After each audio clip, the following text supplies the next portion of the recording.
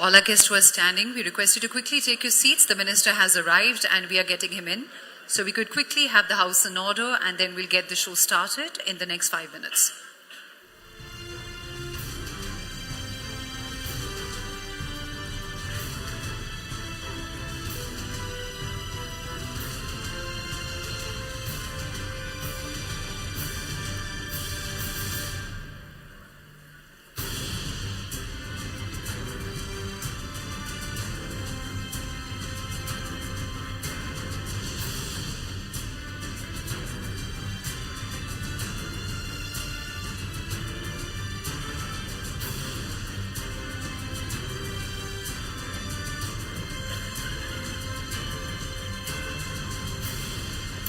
A very good evening, ladies and gentlemen. We request all of you to kindly take your seats. I'm Ritika Jhanji Jagtiani, and it is an absolute honor to extend a very warm welcome to all of you to this very special evening, that is Times Drive Green Conclave and Awards 2024.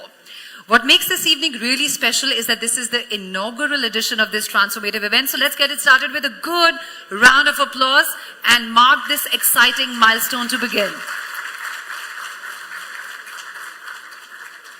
Now, as the Indian automotive industry continues its remarkable journey to growth, this platform today highlights the very important aspect of its future, that is green mobility.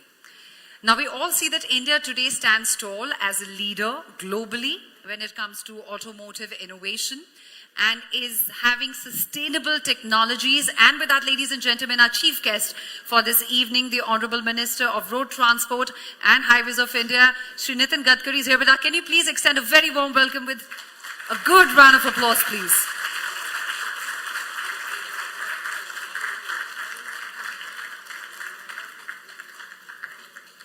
A big thank you to Honorable Minister for taking time out of his very busy schedule and being here with us today at Times Drive Green Conclave and Awards 2024. A very warm welcome to you, Honorable Minister.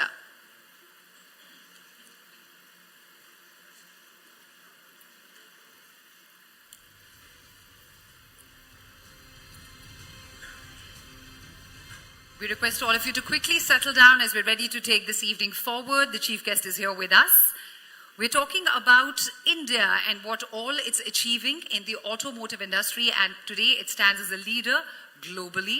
And over the past few years, we've seen from homegrown brands to the international to global automakers, everybody coming up with transformative solutions, looking at solving problems, the ever-evolving consumer needs and demands that they're meeting with their transformative solutions. So today, ladies and gentlemen, at this conclave and at these awards, we are celebrating this progress by sparking dialogue and collaboration amongst energy providers, amongst policymakers and industry leaders.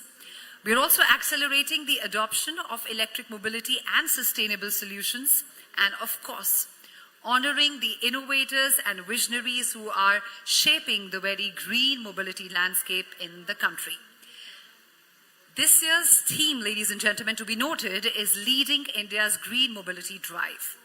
And that underscores our very strong commitment not just to technology and manufacturing, but also to infrastructure, which is extremely important to power this transition. When you say infrastructure, we're thinking of electric charging stations, hydrogen fuel stations, CNG advancements, and a whole lot more. So as we gather here, let's celebrate the ideas, let's share the insights, and of course, let's honor the pioneers who are helping us drive towards a cleaner, a greener future. But before we begin, a quick word of gratitude for our sponsors, because without them, this event would not have been possible. So please put your hands together in applause for our very special sponsors for this event. The technology partner, Digit.in, our wellness partner, healthandme.com, education partner, Bennett University, West Outdoor Partner, Bright Outdoor Media Limited, North Outdoor Partner, Heights, Smart Initiative Influencer Partner, Radio City. A big round of applause for these sponsors, please, because without them, this event would not have been a success. And with that, ladies and gentlemen, it's time for us to give this evening a very formal start. Please put your hands together as I invite onto this dais to deliver the welcome address the COO and President of Times Network, Mr. Rohit Chadha, to share his thoughts on advancing India's journey towards sustainable mobility and achieving carbon emission targets. Mr. Rohit Chadha.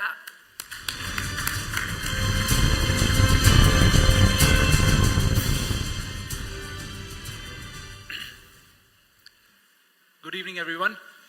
Honorable Union Minister of Road Transport and Highways, Shri Nitin Gadkari ji, leaders of India's automobile industry, innovators, policymakers, and all our distinguished guests, I warmly welcome you to the Times Drive Green Conclave and Awards 2024.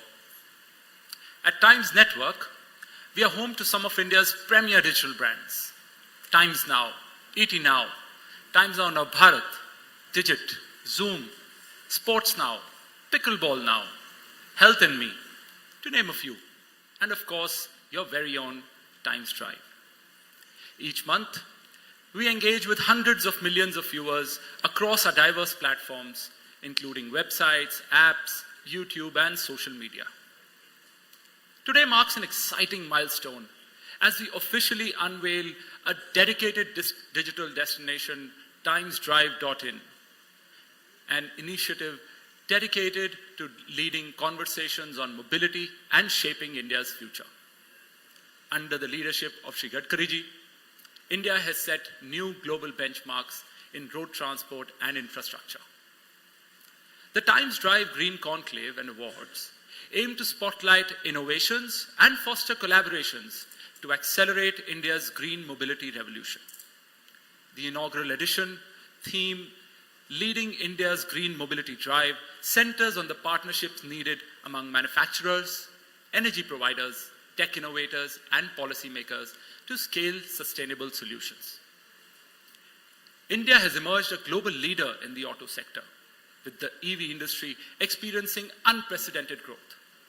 As per reports, the Indian EV market is expected to grow at a CAGR of 49% between 2022 and 2030, reaching an annual sales volume of over 17 million units by 2030.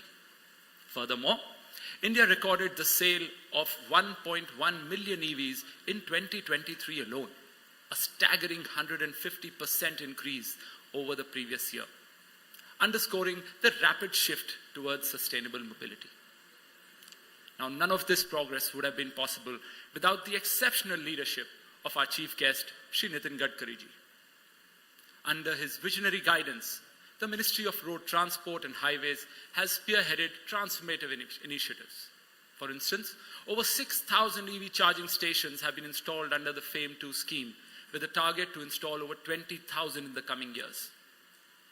India is championing the use of green hydrogen. Policies incentivizing flex fuel and biofuel vehicles have been introduced. The growth of the EV ecosystem is not just a policy story, but also a consumer-driven revolution. According to Google's 2023 report on EV search trends in India, searches for electric vehicles surged by 110% year on year, with Tier 2 and Tier 3 cities showing the most interest. Additionally, nearly 70% of Indian consumers surveyed in a Deloitte study expressed a preference for EVs over traditional vehicles, citing lower running costs and environmental benefits as key motivators.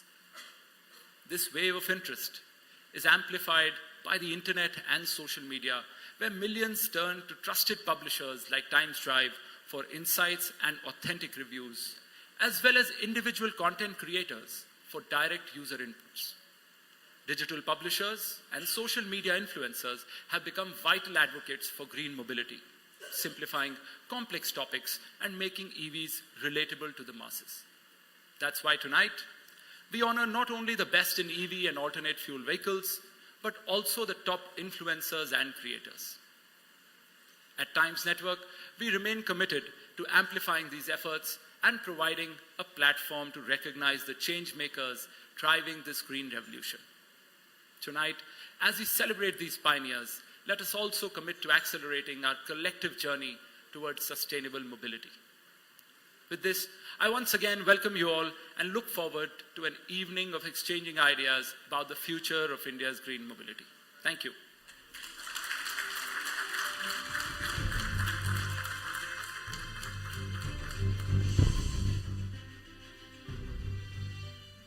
Thank you, Mr. Chadha, for setting the tone for this evening.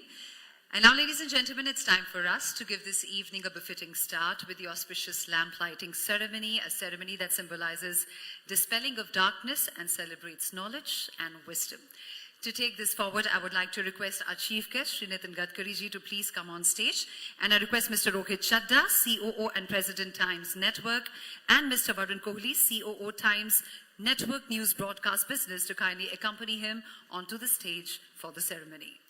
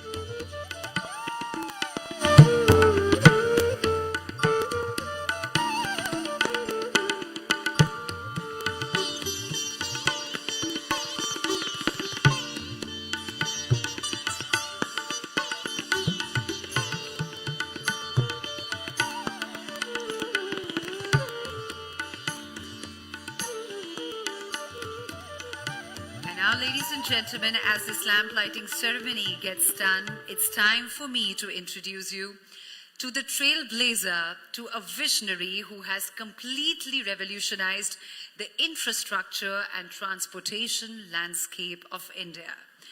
He is a passionate advocate of alternative fuels, and under his leadership, India has made strides that it had never made before in transportation and infrastructure.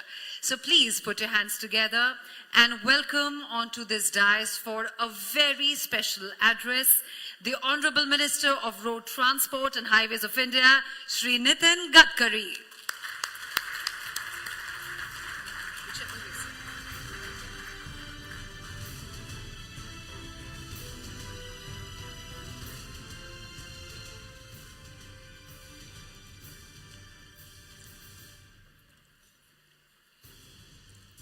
Mr. Rohit Chadha, Chief Operating Officer and President of Times Network, Mr. Varun Kohli, Chief Operating Officer at Times Network News, Broadcast and Business, Mr. K. Vijay Kumar, CEO, all respectable dignitaries and dear friends. India is the fastest growing economy in the world. And the dream of our Prime Minister to make Indian economy as third largest economy in the world. The mission is to make Indian economy of $5 trillion and Atmanirbhar Bharat. It's very important that we need to develop sustainable development is basically our goal. And three important things which are very important as far as the Indian society is concerned. And the three important pillars of the society is one is ethics, economy, ecology and environment. I don't need to talk anything about air pollution in Delhi because you are already enjoying it. It is really a big problem. So to protect ecology and environment, I am actually very guilty conscious that 40% of the air pollution in the country is because of transport ministry. We have the import of fossil fuel of 22 lakh crores every year. And that is one of the important reasons where we are facing the problem of pollution. So today in the transport sector, we need to find out alternative for fossil fuel.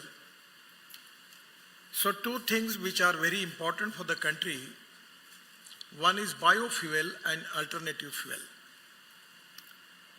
At the same time, the other important problem, which is economic point of view, is very important, that our GDP growth, 14% they contribute from agriculture and alliance industry, 22 to 24% from the manufacturing sector, and 52 to 56% from service sector. And the population belongs to rural, agriculture and tribal India is now 30% migration is there. At the time of 47, it was 90%. Now it comes to 65 to 65%. And this 30% of migration, because the reason is our agriculture is not economically viable. We need to develop our economy and good technology on the basis of Jal, Jameen, Jungle and Janwar. And there are two important philosophies which always I remember. One is knowledge. And today knowledge is very important power. The innovation, entrepreneurship, science, technology, research skill and successful practices, we name it as knowledge, and conversion of knowledge into wealth is the future. And the second important philosophy is no material is waste and no person is waste. It is depending upon the appropriate vision of the leadership and appropriate technology that you can convert waste into wealth. Today in Indian scenario, we are facing big problem in agriculture sector, that is surplus of food grains, wheat surplus, rice surplus, corn surplus, and even there are prices which are even lower down as compared with the MSP. So the price of the fertilizers, insecticides day by day is going to increase, and that is to be one of the economic challenge for the country, that how we are going to resolve the problems in the agriculture. So the most important thing, the decision taken by our government is the diversification of agriculture towards energy and power sector. And that is the reason that today we are already in the process of making ethanol economy. I have just coming here in this hotel with using the world first Toyota Innova car on 100% bioethanol, flex fuel. And that there is no pollution from that green fuel. And as far as the average with the petrol is, its comparison is there, the petrol rate is coming 25 rupees per liter. So this is import substitute, cost effective, pollution free and indigenous. So today we are in the process of making ethanol from sugarcane juice. We can make ethanol from C molasses, B molasses. Even we can make ethanol from corn and food grains, rice. And even in Panipat, the Indian Oil has started the project. That is one of my dream project, is making ethanol from parali, rice straw. The project is making of 1 lakh liter of ethanol per day, 150 ton of bio-bitumen per day, and 88,000 ton of bio-aviation fuel, sustainable aviation fuel per year. So today, this is waste to wealth. So today, this biofuel economy is in a good position. Already just 2 months before, I got approached to launch the motorcycle of Bajaj. And the Raju was telling me, our Bajaj motorcycle in petrol, the cost is for 1 kilometer is 2 rupees 25 paisa, and cost for the CNG is 1 rupees. So now day by day, CNG car, motorcycles, scooters, commercial vehicles are very popular. Today in Punjab, Haryana and Western UP and some part of Karnataka and Maharashtra, we have 400 projects in the process where they are making bio-CNG from biomass, particularly parali, rice straw. You know the problem of burning of parali, we are facing pollution problem in Delhi. So now in Panipat they are purchasing parali by 2,500 rupees per ton. Creating value in the West is very important. And now there are 400 projects, out of which 60 projects are already completed. As a transport minister, my ministry has taken a decision for Euro 6 emission norms. The all tractor manufacturing companies owner come to me and requesting me that don't do it because this is going to increase the cost of tractor by 1 lakh rupees. I give them solution that you should immediately go for electric, ethanol, methanol, bio-CNG for tractor, then I will withdraw that. If you are not going to do it, I am going to implement that. And today I am happy that Mahindra and Mahindra is making tractor on CNG. Then electric tractor, 2 days before in Nagpur, we have a big agro convention, Agro Vision. 2 lakhs farmers participated. And the exhibition, there was a tractor on CNG, tractor on LNG also, and a tractor on electric. The new startup in Meerut, they are making the tractor on electric. And 50 horsepower tractor cost is 13.50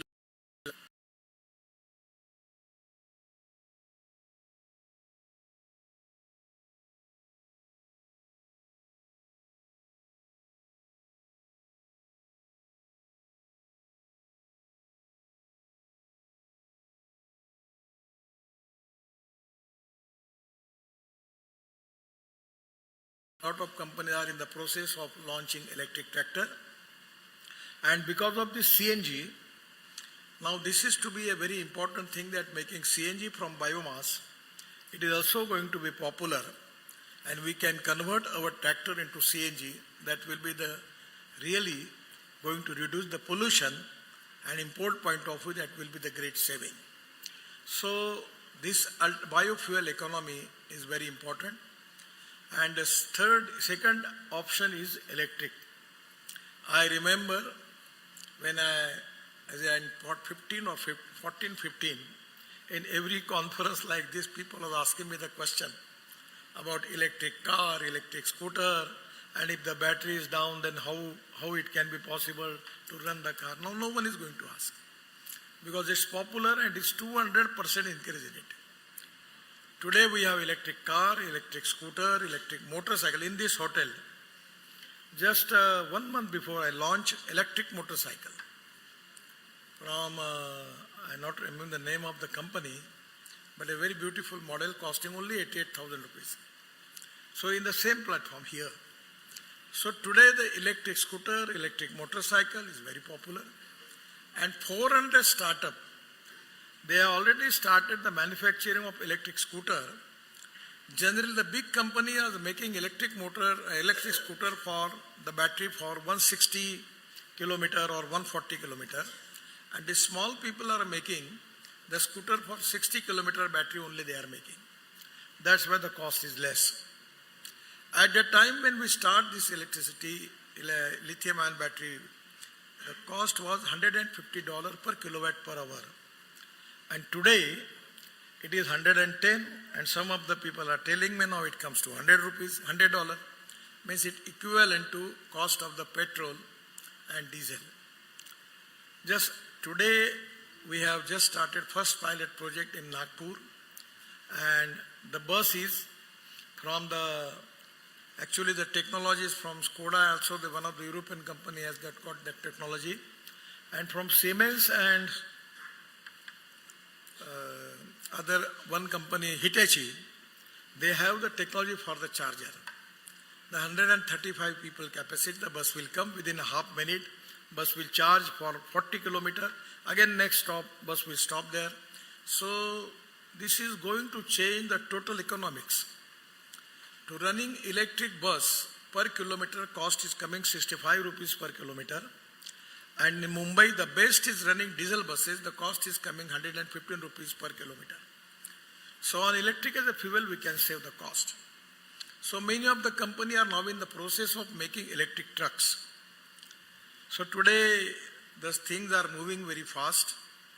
And for the reason, economic point of view, at least if we can reduce this import, at least of 10 lakh crore, and this 10 lakh crore going to Indian economy to create a lot of jobs. Today, it is really a very, very fantastic situation, economic situation as far as automobile industry is concerned. The industry is related with my ministry. When I taken charge as a minister, our automobile industry's number was 7. Now just 4 months before, we surpassed Japan and now our number is 3rd. So our size of the industry is 22 lakh crore. And the second number is China is 47 lakh crore. And first is USA, that is 78 lakh crores. Our mission and dream is to make Indian automobile industry number 1 in the world in 5 years. And now this is the industry which is the most important industry as far as Atmanirbhar Bharat is concerned. We have got maximum export from this industry. This is the industry which is giving maximum GST to the state and central government. And this is the industry which is up till now creates 4 crore 50 lakh jobs. So therefore, by making ethanol, methanol, biodiesel, bio-LNG, electric and hydrogen, they are the fuel for the future. I have got the car on hydrogen and name of the car is Mirai. Mirai is a Japanese word. The car is from Toyota and that the car is on hydrogen and hydrogen is a fuel for the future. The futuristic planning and vision for the automobile industry is very important because we want to make Indian automobile industry number 1 in the world and there is a huge potential for that. So today the pollution is big concern. For that reason we have to reduce the pollution and without reducing the import of fossil fuel we cannot going to resolve the problem of air pollution. And the most important thing is that waste to wealth, from municipal waste we can convert waste to wealth. In Delhi, we are already making a big road from that Panipat, that UR2 road coming to Dwarka Express Highway. The cost of the road is 10,000 crore. We have used municipal waste, segregated municipal waste on, I'm not remembering the name of the Ghazipur. The west mountain is there. I don't know too much about Delhi. So 7-meter height is reduced. We have already used the municipal waste in Mumbai-Delhi Express Highway, then Ahmedabad-Dolero Express Highway, and everywhere now we are using municipal waste. We are segregating the municipal waste from plastic, glass, metal and organic waste, taking it to the biodigester, making methane from it, and from methane we can make bio-CNG or even hydrogen. So today, lot of municipal corporations has got huge potential for making hydrogen and CNG. In my own city in Nagpur, from last 8 to 9 years, we are selling our sewage water to government of Maharashtra and we are getting 300 crore rupees per year as a royalty from selling of sewage water. Now today, we have just started making bio-CNG, 28 ton of bio-CNG from municipal waste, segregated. The company is from Netherlands. It's on final level. So the idea is to running all municipal corporation vehicles and buses and trucks on CNG. So that is save money to earn money. So there is a huge potential because the cost economics is there. Anywhere you are using alternative fuel or biofuel, the saving is very high. सो कोई मेहरबानी नहीं है, green बनना के में फायदा है. So everyone is going to use it, electric. Now the diesel tractor, we are spending 3,50,000 rupees of diesel. In place of that, electric cost is 60,000. Now suppose if you have an electric scooter, if suppose you are using 10,000 rupees per month for the petrol, then for electric it is 1,200 rupees. So it is import substitute, cost effective, pollution free and indigenous. At the same time, it is going to helpful for the agriculture, rural and tribal India to increase the income for the farmers and to increase the growth rate in the rural area, agriculture sector. So today it is really a very important thing that this green economy approach is going to make India Atmanirbhar Bharat. And it's very important, it's one of the important industry which is giving maximum revenue as a part of GST, creating maximum employment and creating maximum export. You take it from me, though I am a politician, please believe me, because whatever I am talking, it is 101% going to prove. I have this track record. So within 5 years, you please see that when I got up to launch Mercedes Electric in Pune, the chairman of the Mercedes, World Mercedes company was telling me, now we have decided to make only electric Mercedes. So this is the time that India will be the #1 manufacturer as far as alternative fuel and green fuel is concerned, and we will have lot of export from India, except one or two. All important automobile brands are present in India, and their idea is now to have a big manufacturing plant in India and making export from India. That is their vision. So today, not only you are making green India, but we are making the Indian economy strong. So I'm really happy that you are thinking on the line about this green drive, and is very important for the country, for the development of our country, for the agriculture, rural and tribal sector. And at the same time, it is going to increase our export and reduce our import is also equally important for Indian economy. Once again, I am giving my thanks to taking initiative for this green drive by Times Group. It's a very, very important for the country. It is the future of our country. And for your initiative, I am giving my special thanks to Times Group and all the concerning people. Thank you very much. Namaskar.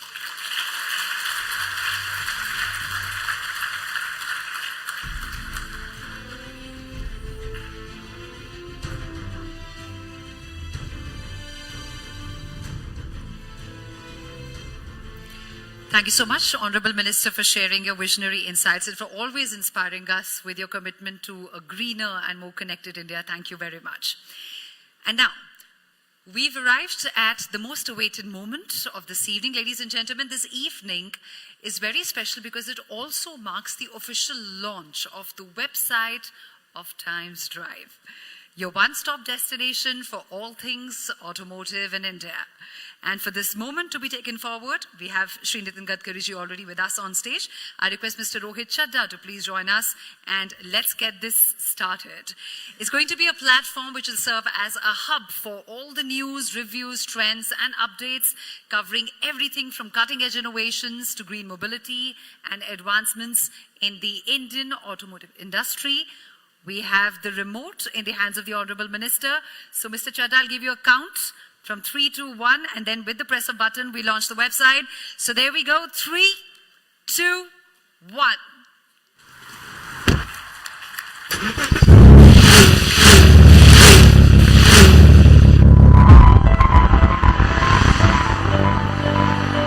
Do you find yourself constantly chasing the latest trends in the auto world? Presenting timesdrive.in, your ultimate pit stop for everything you need to fuel your passion for automobiles. Times Drive brings you closer to the pulse of the automotive industry. Whether you're following the latest news, seeking detailed reviews, or comparing the best deals, we provide insights that matter. From cutting-edge electric vehicles to the hottest new launches, timesdrive.in is your trusted source for reliable and comprehensive information, making your journey seamless and informed. We aim to empower enthusiasts and buyers alike, keeping you ahead of the curve in a world that's always on the move. As the world shifts gears towards sustainability, Times Drive takes a bold step forward with Times Drive Green, our commitment to cleaner and smarter mobility. This initiative focuses on electric vehicles, hybrids, and next-generation fuels like green hydrogen. With Times Drive Green, we're paving the way for a sustainable future, one vehicle at a time. Whether it's exclusive insights, user-friendly guides, or trend analysis, this platform connects you with the latest innovations driving the green revolution. But that's not all. TimesDrive.in enhances your experience with its AI-powered smart assistant. Planning a road trip? Need real-time updates on toll prices and road conditions? Our AI-powered smart assistant has you covered, offering highway assistance that's just a message away. It even lets you share your live location with family or friends, making your travel safer and more convenient. Searching for your next vehicle? Just ask. The AI-powered smart assistant curates recommendations based on your preferences, whether it's budget, features, or style. It's your dedicated assistant, guiding you from exploration to purchase with ease. TimesDrive.in redefines how you engage with the automotive world. From staying updated to choosing the right vehicle and embracing green technology, it's built to meet every need. The future of mobility is here, and TimesDrive.in is leading the way, fueling passion, innovation, and sustainability. Discover what's next today.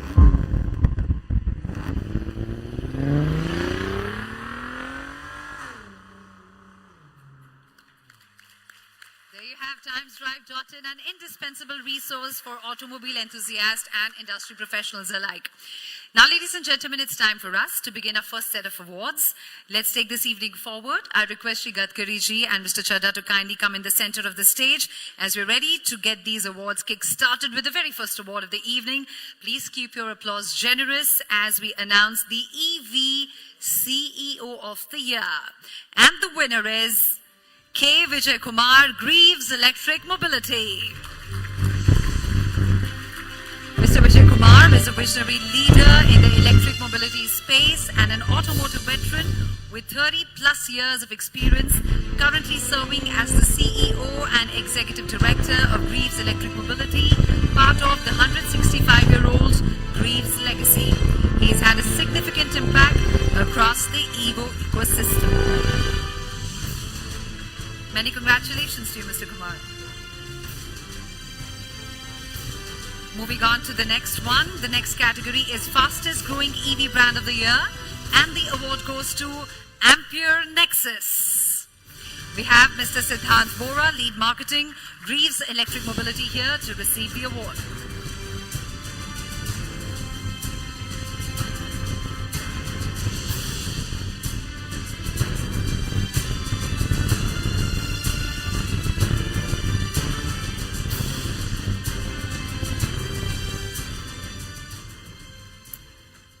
And the next one, ladies and gentlemen, the category is Business Impact Through Social Media. And this one goes out to Apollo Tires. We have Tarun Mangal, Head Digital Marketing at Apollo Tires, and Remusi Cruz, Head Marketing Community and Sports here to receive the award.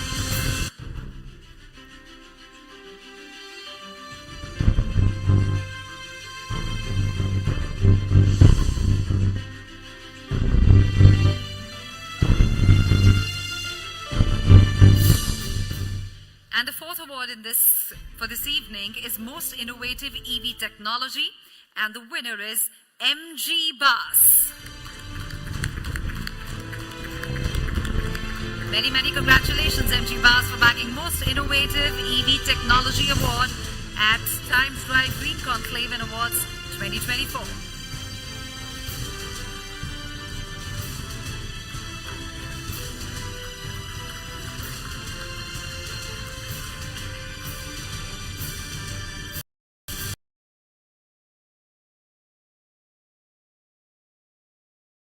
And this one's backed by Bajaj Alliance General Insurance.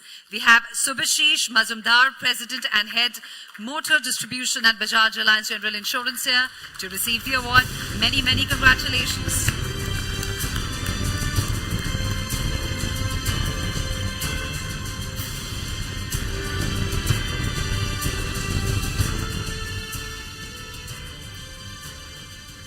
And the next one luxury EV SUV of the year. And Gadkari ji did mention the brand while he was making a speech. This goes out to Mercedes EQS 580.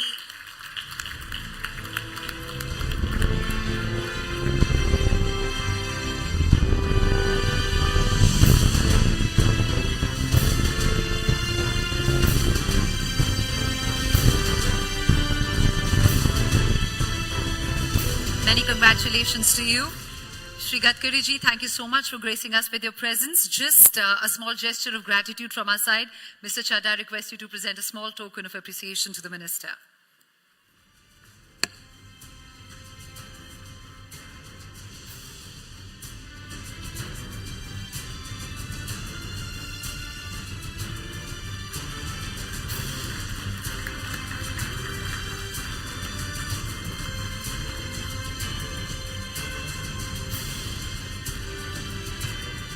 Thank you, Honourable Minister, once again for sparing time from your very busy schedule for Times Green Conclave and Awards 2024. Ladies and gentlemen, a huge round of applause, and let's see the Minister off. He has other commitments to attend to, but we are so very thankful for his presence, adding immense value to this evening.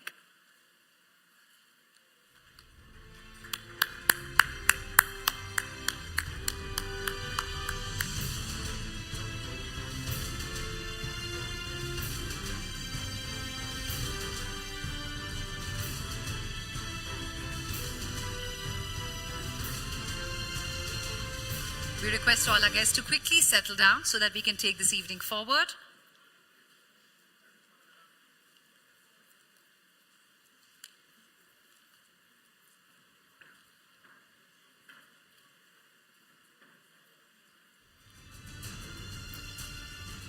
As we move forward into this transformative evening, it's time for one of the most anticipated segments.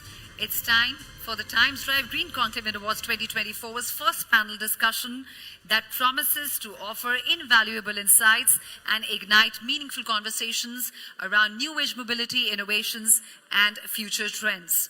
The topic for today's discussion, ladies and gentlemen, is fueling the future from EVs to hydrogen and hybrid solutions. Couldn't be more timely or critical. As the world accelerates towards sustainable mobility, India is positioning itself as a global leader when it comes to innovation, embracing groundbreaking technologies such as EVs, hydrogen fuel cells, and hybrid solutions. We request all our guests to quickly settle down before we invite our panelists onto the stage to take the session forward. Can we quickly have the house in order, please, before we get started officially with the session?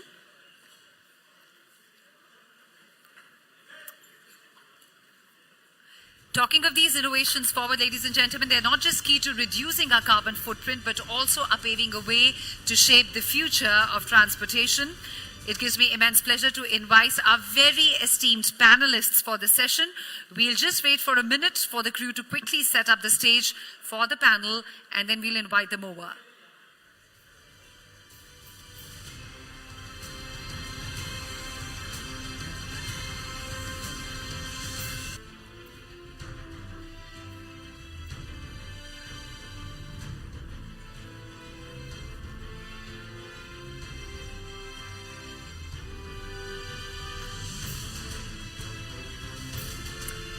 Please put your hands together as I invite a very esteemed panelist for the very first session of this evening, starting with Pritesh Singh, Specialist CASE and Alternate Power Trains, Nomura Research Institute Consulting and Solutions India. Can we welcome them with a round of applause, please? Yes, sir. Thank you, Mr. Singh, for joining us this evening. Please keep your applause going as we invite our next panelist for the session, Maxon Lewis, founder and CEO, Magenta Mobility. Thank you, Mr. Lewis, for joining us. Our next panelist for this session is Rama Shankar Pandey, Social Defense Fellow, Ministry of Social Justice and Empowerment, Government of India. Thank you, Mr. Pandey, for being here with us. And keep the applause going as I invite Madhumita Agrawal, CEO and founder of Oben Electric. We're looking forward to a very engaging discussion, and we're fortunate to have with us an expert moderator. Let's welcome Manas Tiwari, technology editor, Times Network, whose extensive knowledge and dynamic approach will steer this dialogue forward. Over to you, Manas Tiwari.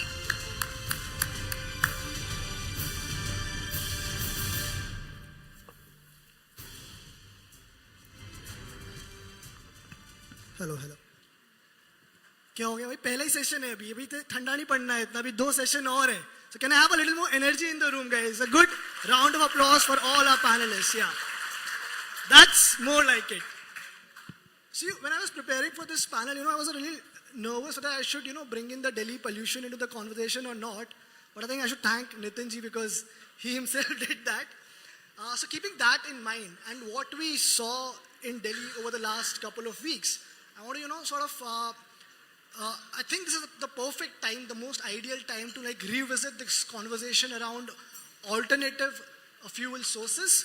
We'll try our best to make this as interesting as possible over the next half an hour. And to begin this and to set the stage, set the direction for this conversation over the next half an hour, my first question for all of you is, can you take us through some of, the last decade in mobility? In terms of what have been the biggest game changers for you and why? 30 seconds take from all of you. So, starting with you. I think in last 1 decade, what I can say is the choices and challenges which have emerged around the mobility, especially the alternate powertrains. So, India is emerging and starting its journey towards different alternate powertrains. So, it's not only pure electric, as Gadkari ji also talked, but emerging choices around different powertrains, including electric, hybrid, hydrogen, CNG, ethanol, methanol, flex fuel, etc. And I think that has been one of the fascinating things which I am tracking on. Maxim. Right. I'll summarize the last, not the decade, but the last couple of years in the following 4 questions. 2018, the question was, what is an EV? A couple of years later, we were talking about why should I even consider an EV? Today when we speak, we say, why not an EV? I'm waiting for the time when we are going to ask, what is an ICE engine? So I think this is this transition that has happened from what to our awareness to now a buying decision, and now it's at leveling out with an ICE engine. I think that that's one of the biggest things that has happened in the last, not even a decade, half a decade really, 5, 6, 7 years really speaking. So that's a big transition for me. Absolutely, sir. Yeah, so I think for me, if you remember the biggest change, 1 year before 2018 when the minister was talking about diesel and petrol with the famous speech in Siam Conclave, there was this 2 sides to this story. We were preparing for Bharat Stage 6 at that point of time. So there was a question mark, but today with whatever we see, alternate fuels and sustainability and really facing the sustainability problem, Delhi being on the top on the news. So one green thing I will say, the mindset has changed. Of course, we have not arrived. Lot to do, but at least the mindset, the collaboration between government and the industry is never this strong. But we see today, like you just heard, that you can believe the politicians. Yes, you can believe at least in the auto sector, whatever AMP we made, whatever FAME policy we have made, there's a lot of collaboration. So that is one major change. But the second thing which I'm not particularly happy, and many of us for that matter, the another green thing which would have happened using the same technology of AI and connectivity and all the electronics in the vehicle is saving people on roads. Millions of us drive on roads, and roughly 461 plus families does not get back their people home day after day. And nothing has changed there. Rather, what you see, the latest report, it's actually on the increase. So one way on the sustainability, we have a big debate and issue. It's on our drawing room now. Everybody talks. Rather than speed and power, we are talking about powertrain. But at the same time, Indians dying on road is not a good story for our industry. And this is something where I feel we have not arrived. We have not even started. The mindset has not changed. We still believe a road crash is like a bad luck, not like a science with the same ADAS, with the same autonomous driving, all this connected technology we can do. So I will say in summary, decade, one good thing achieved is the mindset on the powertrain, multi-fuel, but something we have not achieved at all is our dedication commitments towards safety.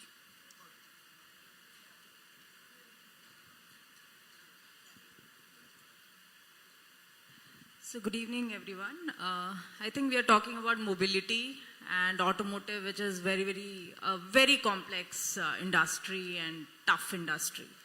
I think what in this decade, what has happened is we are seeing a very bold Bharat, I would say, rather, a very courageous Bharat, new OEMs coming, taking up the tough challenges, trying to solve. I think that's what has changed. Coming up and, not just the legacy players, but there are new players, young players who are coming and taking these tough problem statements to solve. And I think that is the change, or you just say the mindset change has happened. We have just got started, right? I think there are many problems, which is also opportunity. But first thing, what needs to, you take up that challenge. I think that's the first step we have already taken, and I think I see a bold, courageous Bharat, which is, moving towards design, development, and manufacturing anyways we were doing, but designing, and which brings a lot of value. I think that's what has happened to the new Bharat. Yeah. I see a lot of positivity there, so it's good to have. Absolutely. Now, Pritesh, you interestingly mentioned how, people are even going beyond EVs now and adopting, hybrid solutions. And sir talked about the consumer mindset. I want to sort of club both these two and ask you, how has the consumer mindset, especially in India, sort of changed to adapt EVs and hybrid solutions? Okay, I think very relevant question, Mr. Tiwari. When we talk about consumer, ultimately everything revolves. Consumer is at the center of the decision making. So when any consumer decides to buy a car, if you do a study and post, let's say, on Times Drive in a survey and ask 10 questions, everybody is going to tick on, environmental reasons are one of the reasons why they choose any alternate powertrains, including EVs, but I'm telling you it's not the real reason. People not that much care about environment, let me say that. So whenever we do studies, definitely we get such responses, but we have ways to, rule out and find out accurately what they are looking for. It's very, very simple. Consumer wants what they have been or much better what they have been experiencing till now. So if I talk about electric vehicles, consumer wants electric vehicle which is at least at par the ICE cars. That is why when automotive OEMs started introducing electric cars in India, many of them went ahead and thought that low-end solutions are going to work in India, but many of them failed, and eventually everybody is trying to bring similar product categories or much better experience and the solutions. So consumer definitely wants at least solutions or the products which are at par to what they have been experiencing. Now, in terms of purely electric car, if I want to have an electric car and drive that smoothly, I definitely want to have it at the comparable prices, which we are not getting, but that's fine. We do the TCO calculations. Everybody is smart enough to do that and finally calculate within 5 years or 8 years of warranty period how much I'm going to run and what kind of benefit I'm going to get out of it. But at the same time, first set of consumers in India for electric vehicles are fine with doing the home charging. But as you move on and keep adding the second and the third level of the consumer sets, I think we need more and more charging infrastructure. As a consumer, nobody wants to take the kind of, the challenges, let's say the payment challenges, identification of the charging infrastructure, reliability of the charging infrastructure, safety, security. I think that hurdles needs to be resolved. That is one of the reasons why in passenger car, personal mobility, electrification growth is still at the 2% level. And we talk about 30-40% penetration. So that's my take on it.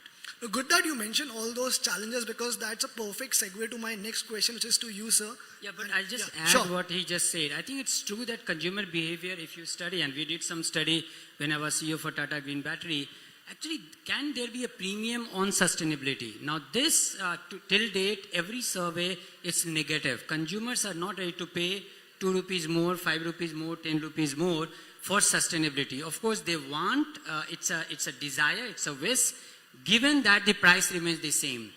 or maybe lower. So even if you are not able to understand the whole cost breakdown, but we are very good in bargaining it, and this is a big impediment, I think a big challenge. And this is true with any of these topics which is good for our country, be it from the pollution emission side or be it from the safety side. That they also, when I was MD for Hella, I could clearly see that every customer was asking me for a German product, which is that kind of standard, but the price remains the Indian price. So this... सस्ते में चाहिए थोड़ा सा.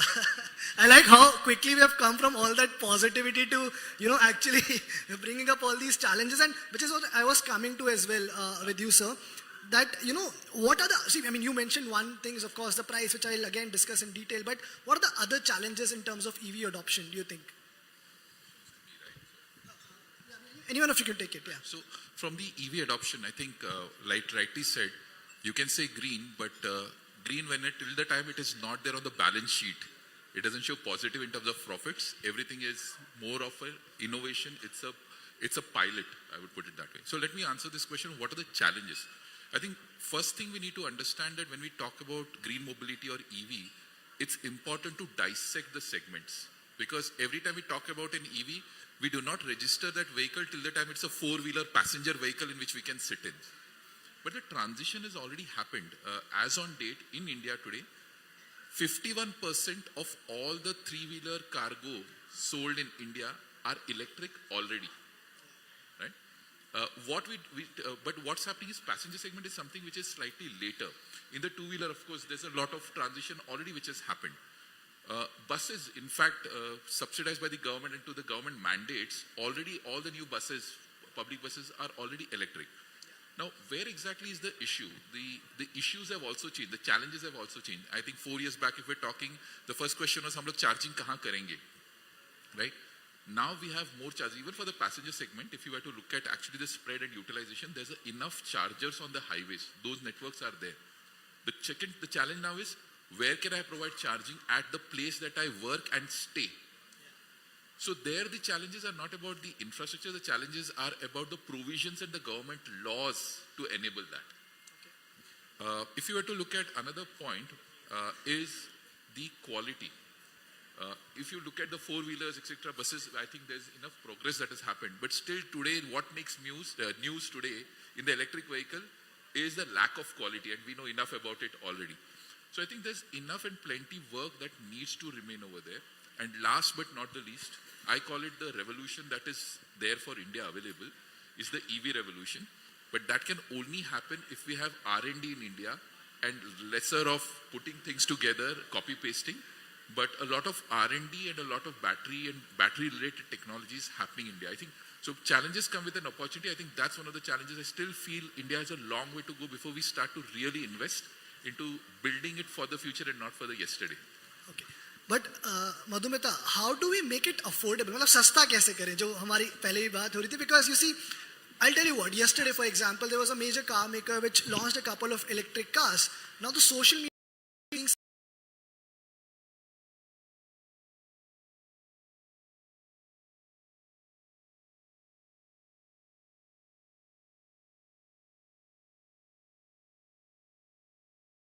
more affordable. How do we address the range anxiety issues? So I think, this consumer mindset, what consumer is looking at. One is there is a change. Consumer is now investing in design. They want good looking product. Reliability is undebatable. So it has to be reliable. It has to be, sturdy, right? Especially for India. These are two things like reliable chahiye, but design is something what the change in consumer. Now it comes how you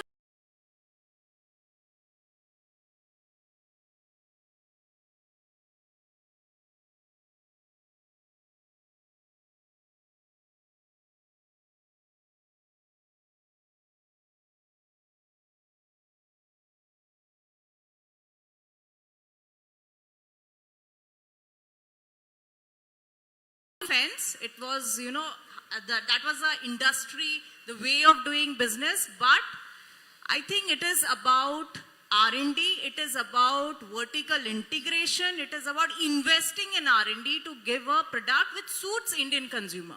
You cannot say something bringing from outside will right away get into the system.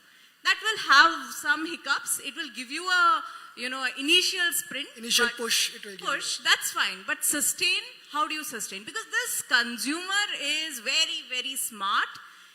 When it comes to bargaining, it doesn't negotiate on any of the features. It negotiates on price. How do you bring that price down? Unless until you cook it inside, in your factory, if you don't build it, you cannot bring that price down. And if you do that plug and play thing, you will fail. Because that's what we are seeing right now, right? The problem, what people are, And if the OEMs which are solving that. So I think it's an entire package which you have give to the consumer, and that package will only will come with technology, only will come with your R&D in-house capability.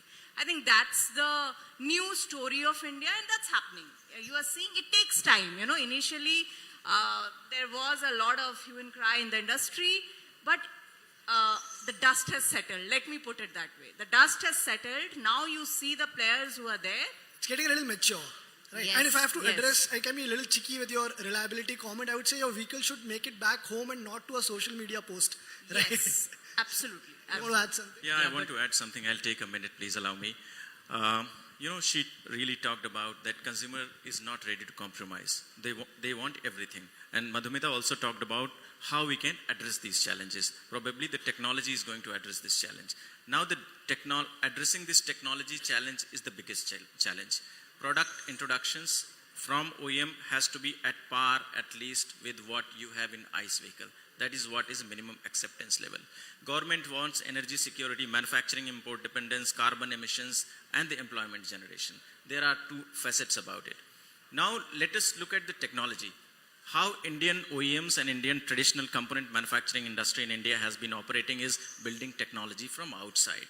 When it comes to newer technologies, for example, electrification, we think that we have the land and the money power, and we can bring the technology. Nobody is going to give you the technology, especially when it comes to the batteries, motors, inverters, converters, those kind of things. You can rely on China and keep thinking about that India is going to really develop the R&D and bring this technology. It takes time, more than 2 decades, not even 1 decade. So bringing the technology is really, really a very challenging task. Let's take the look, right, on the supply chain side. Batteries, despite talks started around 2012 with National Electric Mobility Mission Plan, followed by FAME 1, FAME 2, National PME Drive, etc. With the PLI scheme also, India only has, let's say, 15 to 20% localized content if I talk about direct and indirect localization for batteries. Motors you forget about. If you deep dive into the, the copper coils, the magnets, the MG cores, all those kind of things are still heavily dependent on imports. So if India wants to have its own capability around R&D and then kind of bring that into the technology, so at par components, Indianized, Atmanirbhar Bharat products, I think are still going to take a lot of time. So that is how we can say that probably pure electrification, we should not expect within 5 to 10 years. But I think we have started, right? So we have started. So it will take time, but you have to take the first step. So I think that's 100%. I think now we need to that is convert why the gloomy. Yes, steps into strides, maybe. Yes, I'm not that gloomy that it will take that. See, there's another route to this which we can take. If you look at, we can do it all ourselves. There is one variation of the strategy.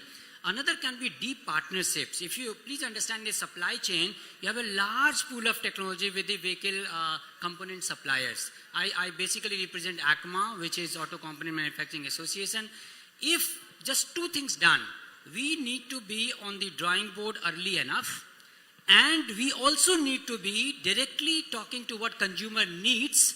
If we just bridge this two, there is a possibility of cost innovation. I'm just talking about not time to shortcut, but cost innovation, which is need of the hour, but deep partnership needed, which means again democratizing the power of developing the platform, which taken ACMA and SIAM members together should be possible in shorter time period. I 100% agree, sir. The partnership is the only way forward. Maxon, you briefly spoke about how we need to look beyond consumer vehicles. So, from you, I want to understand, how do mobility innovations tie into broader energy storage and management systems? Correct. So this is my definition when we talk about EV. Typically, green for us is EV. And for most people, it stands for electric vehicles. But I would recontextualize it. I would call it environmental friendly vehicles. Right? So that is going to be the definition of EV going ahead. Now, when you look at the EV construct, we see only the vehicle on the road and the battery. But there's a lot of back end to it. So till such time, you do not declutter or clean up the back end part of it, the generation side of it. It is only moving the pollution problem from the tailpipe to the chimney stack of the power plant.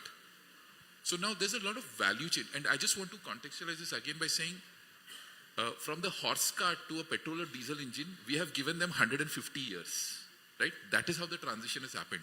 For us, expecting in the next 5 years, okay, everything will become EV, that is also a transition. So the first transition is the vehicle on the road, the technology in the vehicle, but there's a lot of back end. For example, I'll just give you 2-3 elements of it. First of all, is we're talking about green access or open access for providing solar-based charging. And it started in 2018 from the government of India. There is also something called the BESS, Battery Energy Storage Systems, which can be used in the charging infrastructure. Now, where do these batteries come? You don't need newer batteries. The same batteries which is there in the vehicle can be repurposed. Now, I'm not saying 100% of it, but those angles are already being worked on. The pilots are already in progress, just that they have not reached the scale that we start to see.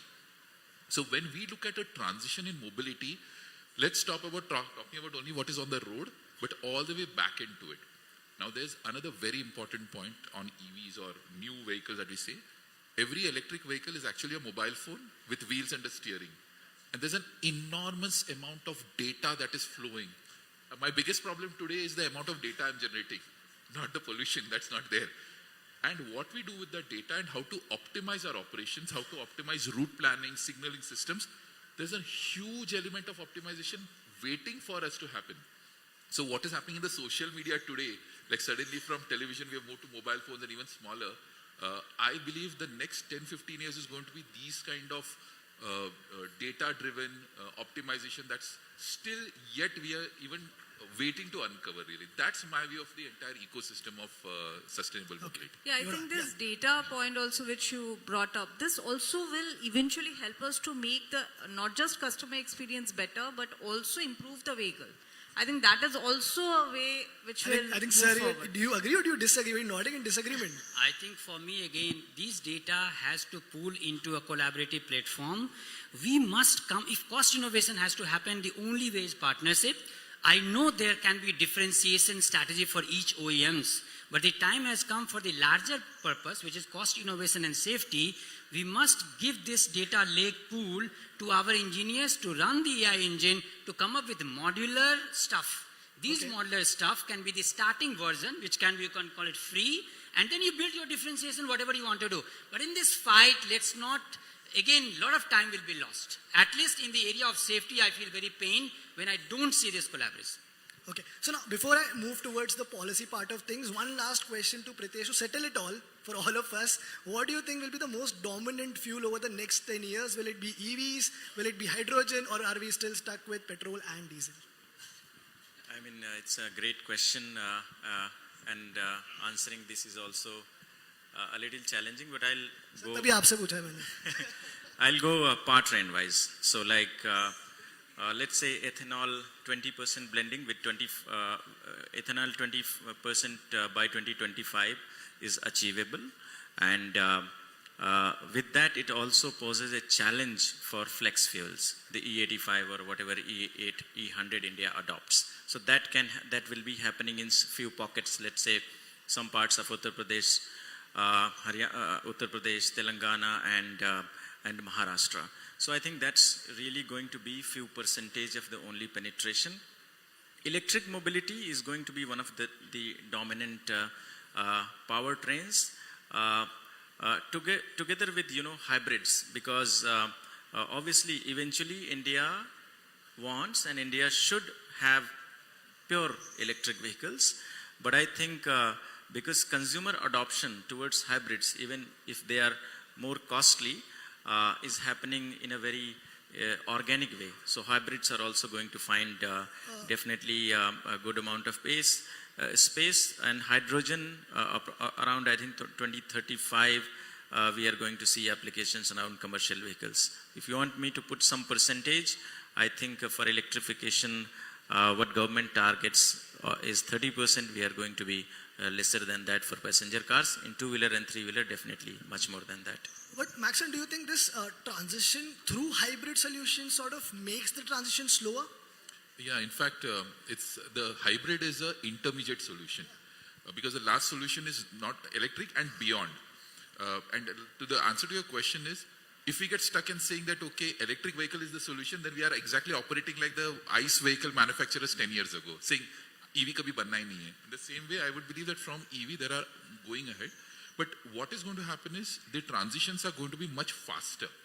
The learning cycle is a lot faster, and hence adopting something and dropping is going to be faster, which also makes things difficult for looking at it from a very long-term perspective. And you're seeing that in the OEM's decisions nowadays.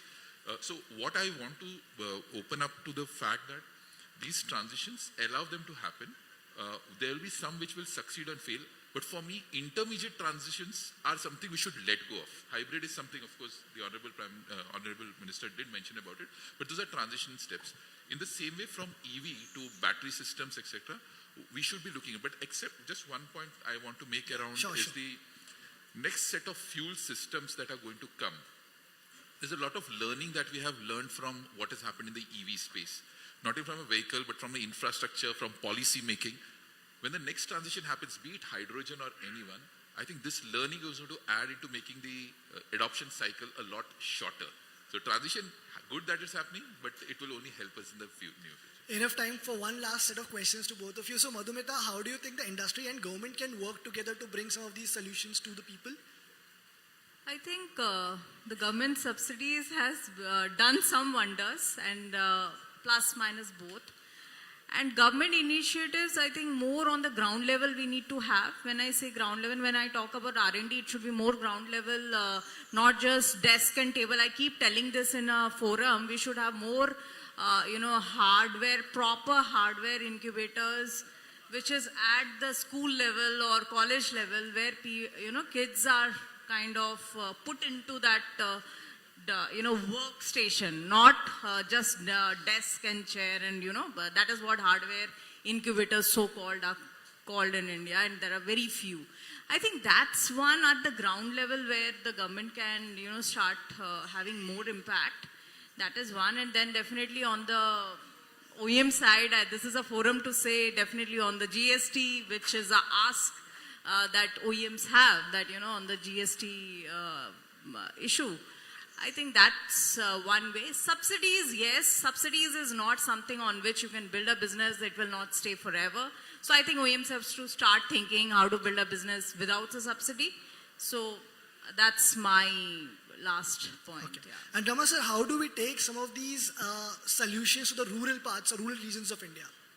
Yeah, so I think, right question. I think you did not get the full answer from what will happen in which year. And that is precisely a very big problem. I'm not talking just for discussion, but representing the auto component industry. For us, the biggest issue is where do we invest now? How this is going to carve out? What is the return on investment for us? And the whole automotive industry is not only vehicle manufacture as one pillar. You have the back end, which is all our supply chain, and then you have the front end, which is all the repair and the circular economy coming in. Now we must think about them as well. And when you talk about rural, look at a place where you can't repair a battery, you can't repair a BMS, and we have to see. Look at just the auto, the e-rickshaw whole vertical. We just came up, no policy, nothing. I think today the largest community which just came on its own. Is it good? See, this is where you have to ask what the customer needs. A person who was doing cycle by foot, if he's getting a convenience, it happened because of consumer pull. It did not happen because somebody pushed it. So how do we then support him from that to a roadmap of coming to perfect? Nothing perfect happened on day one. So when we are looking at giving them a perfect product, of course the cost will also happen. So whether it is about rural, whether it was all the stakeholders, the idea is how can we take care of all these stakeholders? And there my advice in a small way will be that we cannot leave it to just like a, whatever happens we will see, but let us together come and design it properly. So if there is an investment, can we make the investment go into 3-4 purpose of the consumer? So if the connectivity is a technology, it can solve a EV problem with a reliability of EV, but at the same time it can also support you for a driver behavior analysis. It can support you in the insurance sector. So how can we together come and make more use cases for the same technology so the investment from us as a component supplier work? This is need of the hour. If we do that, we'll be the winner, as India is not on a high affordable, we don't have that much public investment to be done. This has to happen now. Absolutely. That's what the end goal is. I think that's our time as well.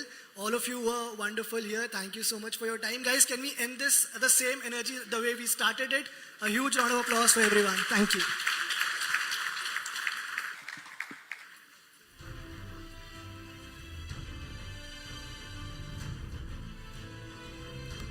A big thank you to all the panelists for sharing their perspectives on this very critical topic. And thank you, Manas, for bringing the best out of the panel. I request the panelists to kindly stay with us on the stage. And I request Mr. Chadda to please come and present a small token of appreciation to all the panelists.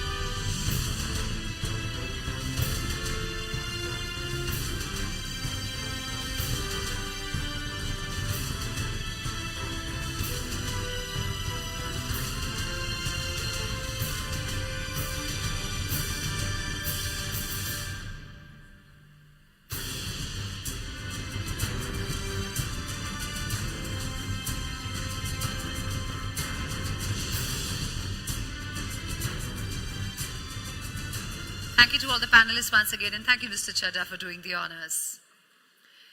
Now, before we move on, we would like to thank our partners once again for helping us make this event a success, starting with our technology partner, Digit.in, our wellness partner, healthandme.com, education partner, Bennett University, West Outdoor partner, Bright Outdoor Media Limited, North Outdoor partner, Heights, and Smart Initiative influencer partner, Radio City. And now, ladies and gentlemen, we are ready to move on to another crucial conversation of this evening. The next session is on a very important topic, which is about policy and financial incentives for green mobility, paving the way, regulatory and financial roadmaps. Now, as we stand at the cusp of a transportation revolution, policies and financial incentives play a pivotal role in accelerating the adoption of green mobility solutions. From regulatory frameworks that set the foundation to financial roadmaps that encourage innovation and adoption, this dialogue will explore how India can drive its green mobility ambitions forward. Please join me as I welcome our very esteemed panelists onto the stage, starting with the CEO and founder of 4C Advisors Private Limited, Randhir Singh.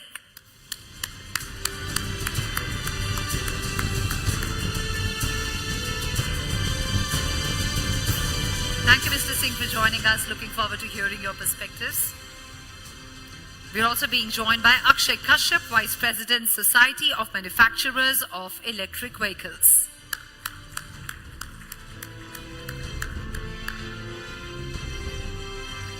Very glad to have with us FADA State Chairperson Delhi, Ajay Agarwal.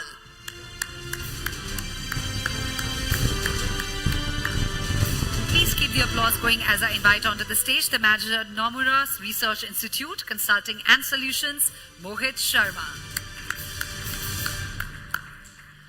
And to steer this discussion forward, ladies and gentlemen, it's time for me to welcome onto the stage Prashant Singh, editor of etnow.in, whose deep understanding of the sector ensures we'll have a stimulating conversation ahead. Over to you.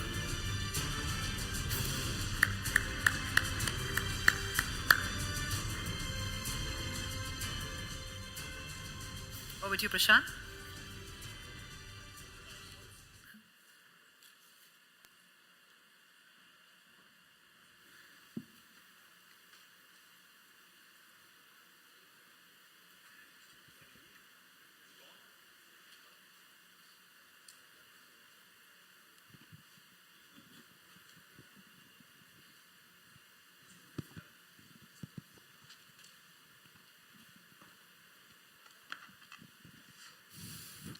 Sorry for the glitch. So, as Manas said, my colleague, that energy should not come down. Claps, please.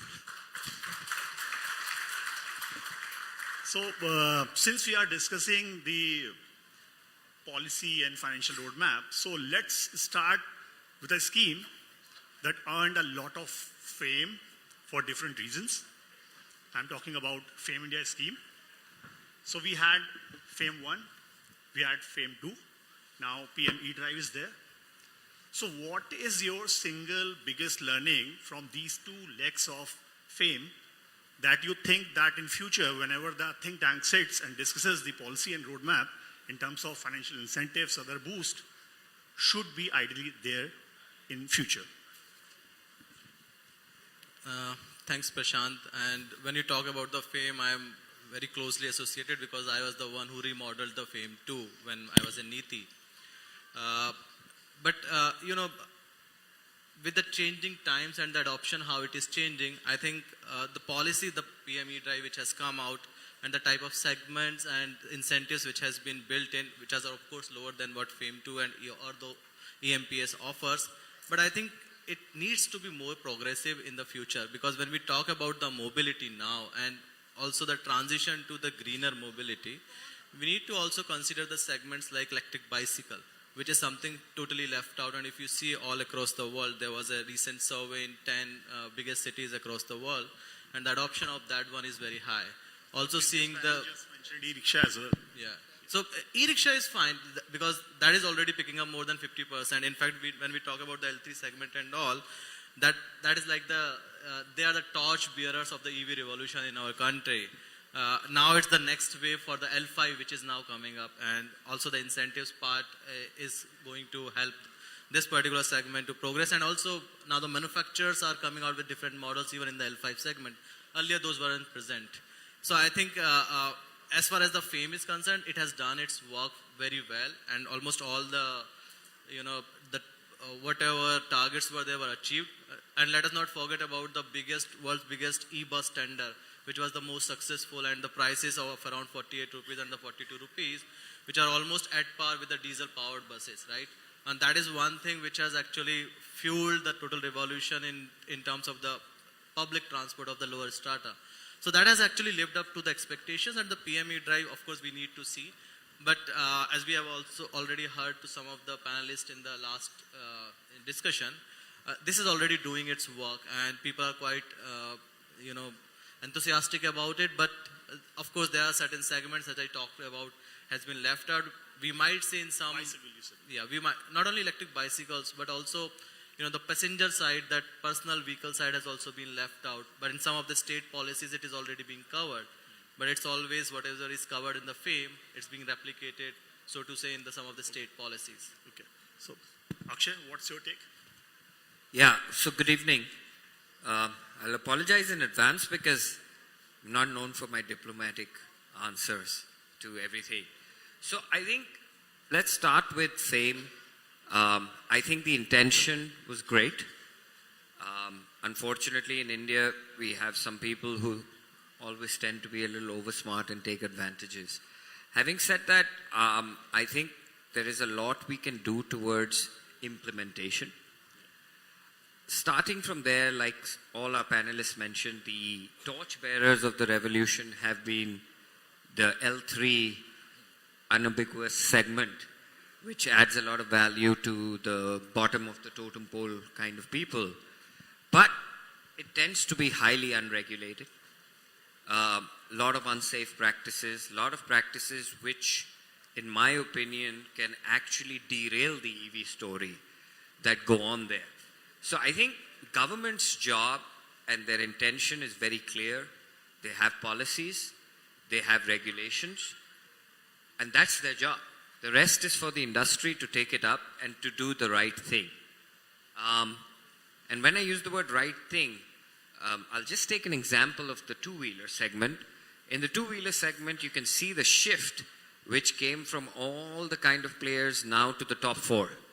And the only top four who have survived are the traditional players and the players who have technology. I think this needs to percolate down to every level. Otherwise, the EV story will remain with a few, number one. And the policies have to be enforced. And regulations need to be enforced. And they need to be common across the board. What I mean is the safety standard came in. And the last thing I would use the word is policy stability. I think continuous, frequent changes, redoing is not the way to go. Industry always says it needs to invest, and for investment, it needs stability and continuity. So I think that's very important. Okay. Ajay? Hello. Yeah, thanks, Prashant.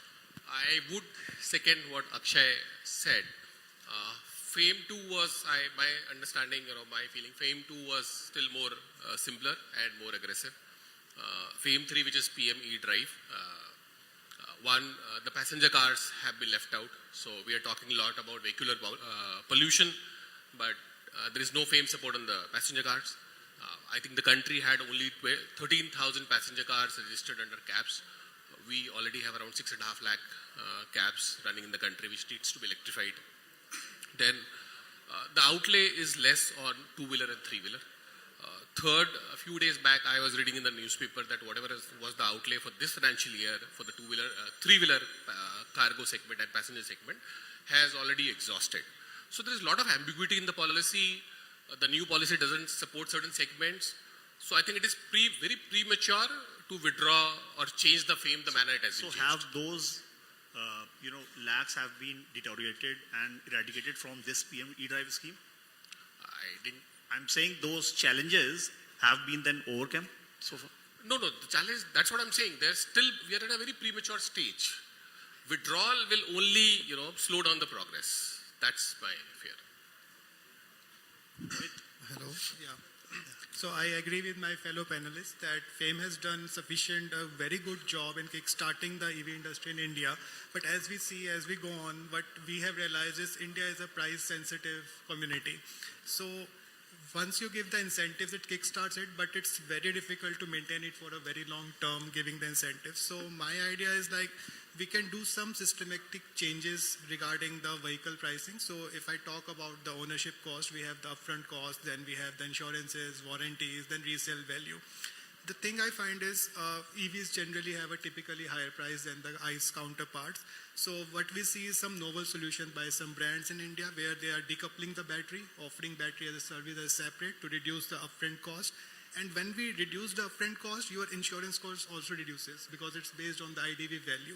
Another point to look at is as we see now, the 5-year warranty for batteries is becoming a norm, and some OEMs are also offering 8-year warranty. So we can have some leeway in the insurance premiums, warranty is getting covered or so. And third point I want to emphasize on the resale value. In case of ICE vehicles, we have a very good blue book to get out, after 5 years you will getting this much value. But in terms of EV, it's quite new. People are not sure what the resale value they're going to have. So I think if we address these things like reducing the financing cost like that, so people will be more acceptable to adopting EVs if they get it. So that's a viewpoint I wanted to have. So we just discussed about FAME 1 also, that it started with FAME 1 only. So it had 4 major focus areas: technological development, demand generation, pilot project, and charging infra components. So in terms of current scenario, what do you think that what should be the one focal area and one focal point rather than 4 points and discussing all these things. Currently, starting with you. So, see, of course, certain segments has to be supported. That's how you kickstart. Without charging infra, it's like chicken and egg issue. You have to have that charging infra, then only you say, the long distance travel would be most facilitated. So there are certain aspects. R&D has to be there at its place. It has to be incentivized in parallel. So we are not at that stage wherein we say, okay, let's just facilitate the consumer side or the manufacturing side only or the R&D side. It has to be parallel. But the bucket size is limited, wherein you have to find the right fit, that what is right, whether the 100,000 vehicles are right or that for the two-wheelers 10 lakh vehicles is the right thing.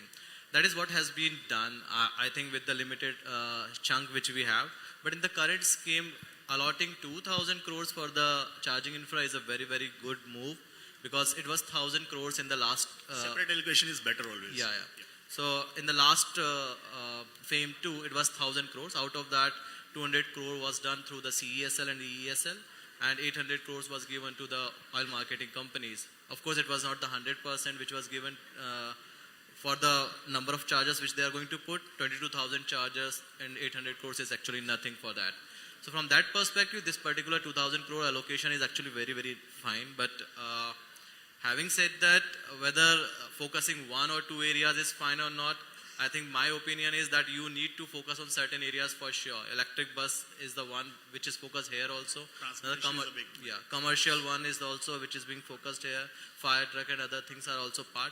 Of course, little money has been given, like 500 crores and all, but at least this much is required for the sensitization of that particular segment. Otherwise, if you keep it totally untouched, which has happened with some of the segments, that it looks like battery swapping, which was the talk, I think 2 years back or 3 years back, even in the budget it was there. And the draft policy also be released, but it has never been finalized, right? We have not seen, battery swapping has not seen the light of the day. The 4 standards are already been written, BIS is already ready, but we have not seen the light of the day. Yeah. And battery swapping is still not, in terms of the incentives, at par with the the regular EVs. So I think there are certain points which has been left untouched. I would even go up to that extent. That needs to be addressed. Yeah, you. Okay, so I think let's start with, I think the word should be encouragement. Subsidies, etc., like someone said, are not good enough to base a business model on forever. But initial support is definitely required when you seed something new, right? So from that angle, I think whatever the government has done is very welcome. But I keep using the word encouragement. I think it starts with consumer is king, right? Consumer is going to buy what is convenient, easy, etc. And I think the government should really focus on creating what I call as boundary conditions. To say, this is the safety standard, this is the tax incentive, to encourage that we will do. Maybe even if you own a green vehicle, like California started that in the times of Prius. I remember when I was in the US, you could actually take an income tax write-off on your personal income tax if you bought one of those cars. And I think when we go into the encouragement phase, it's not about subsidies, it's about what the consumer desires and not over-regulate. This over-regulation and red tapeism kills industry. Tesla was Tesla because it succeeded. He put a highway charger network of superchargers, etc., and then put our car out. Seamless, right? And I think if you encourage industry without red tapeism, today, I don't know, there are people who put up charging stations just to get permission, to get a line, to get a land. I mean, it's a royal, struggle for people. I mean, everybody should be on the same page. Just finish off over-regulation, put your boundary conditions and tell everyone that you work with industry. When private industry comes in, as I say, the government's role is, to be hands-off from industry, but to create policy and regulations which is not over-regulated. So I think that would encourage. So I think the word should be encouragement rather than demand generation. Red tapeism is a big street breaker.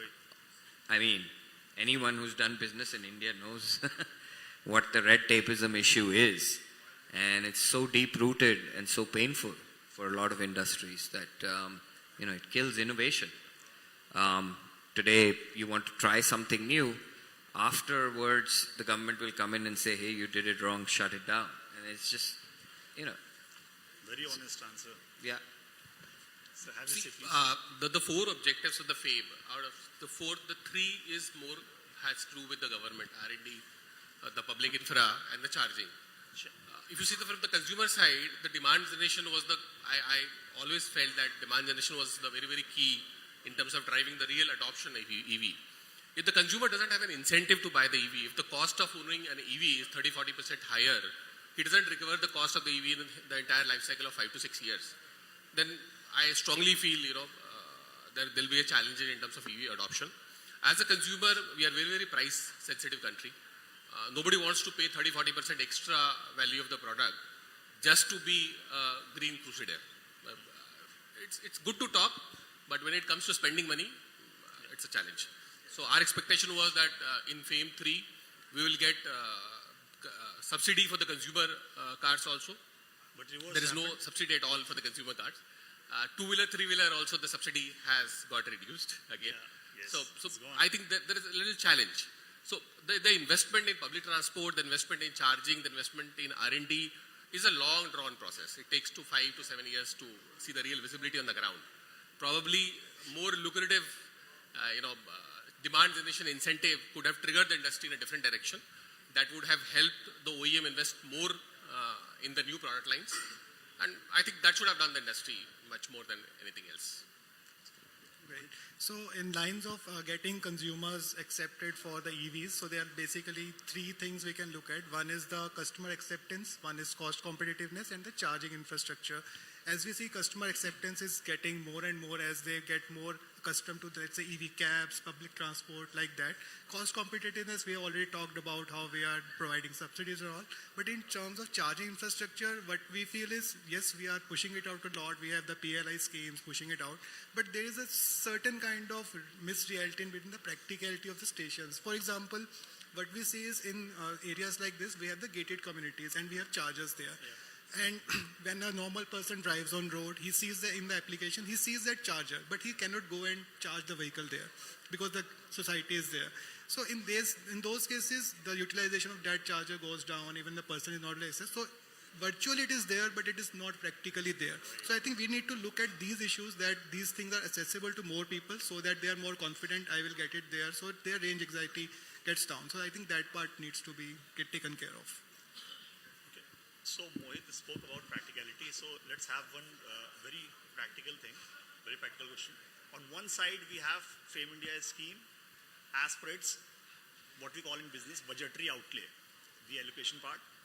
And on the other hand, we have schemes on ground in terms of their realistic implementation. So do you think a lot needs to be done when it comes to convincing that end consumer who is for some reason or the other is not so willing to buy EV or move transition towards EV?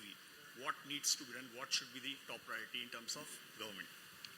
So, if you see from the government side, first is, he rightly pointed out that consumer incentive, consumer demand has to be generated. Price point he mentioned. Yes, at the right price point. And, when something is new, there's a change in the behavior which has to be pushed off.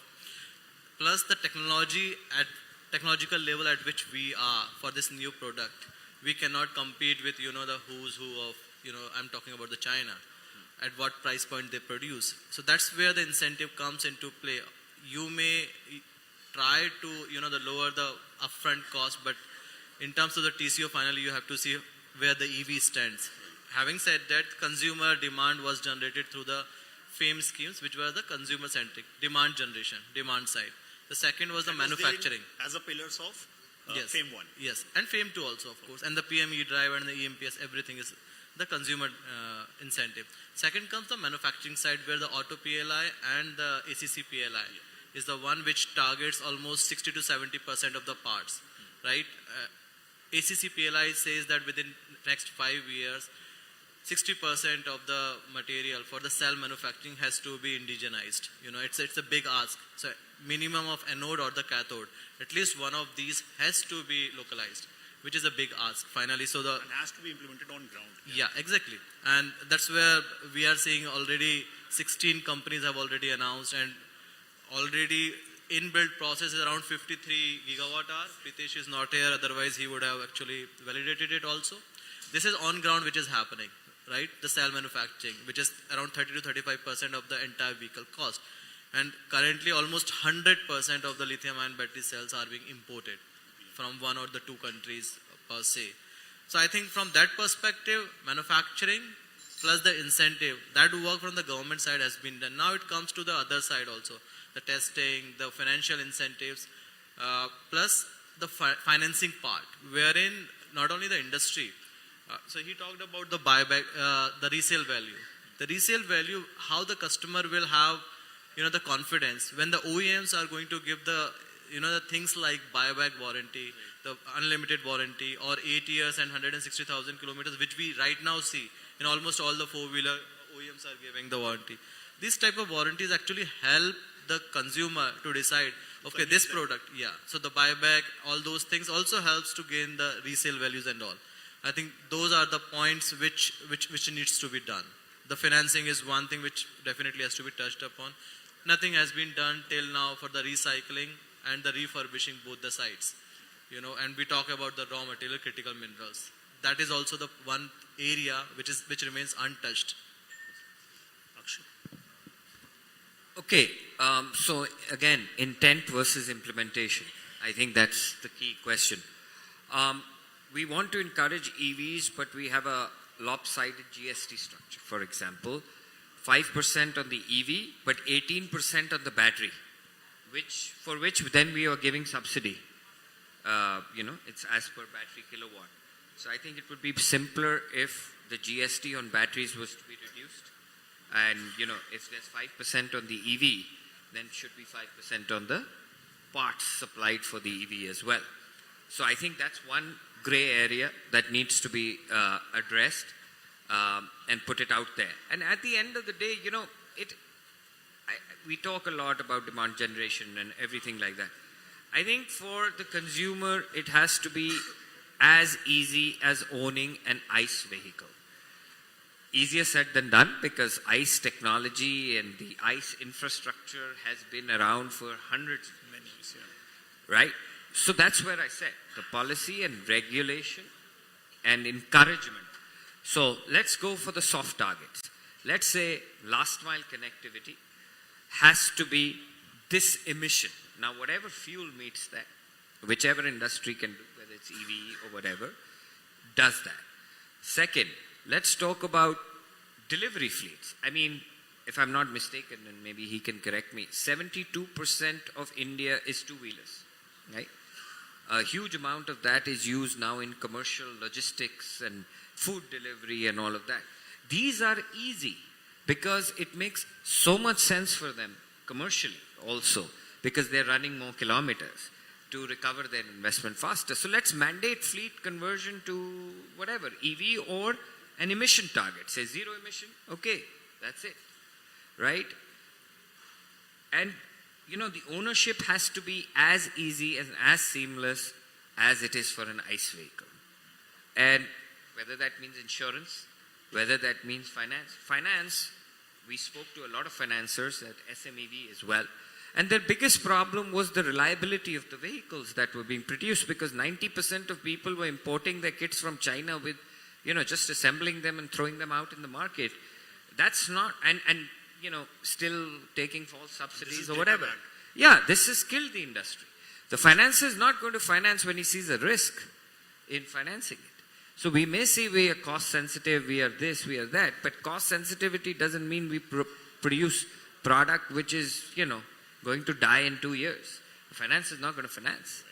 So I think it's very clear, simple encouragement, mandating of the low-hanging fruits, especially in cities with population of XYZ. We're seeing what we are breathing today. And lastly, industry needs to produce something as seamless as an ICE vehicle. It's as simple as that. I again do agree with what Akshay said. Few days back, we were reading in newspapers about a two-wheeler manufacturer, the kind of mess that they had created.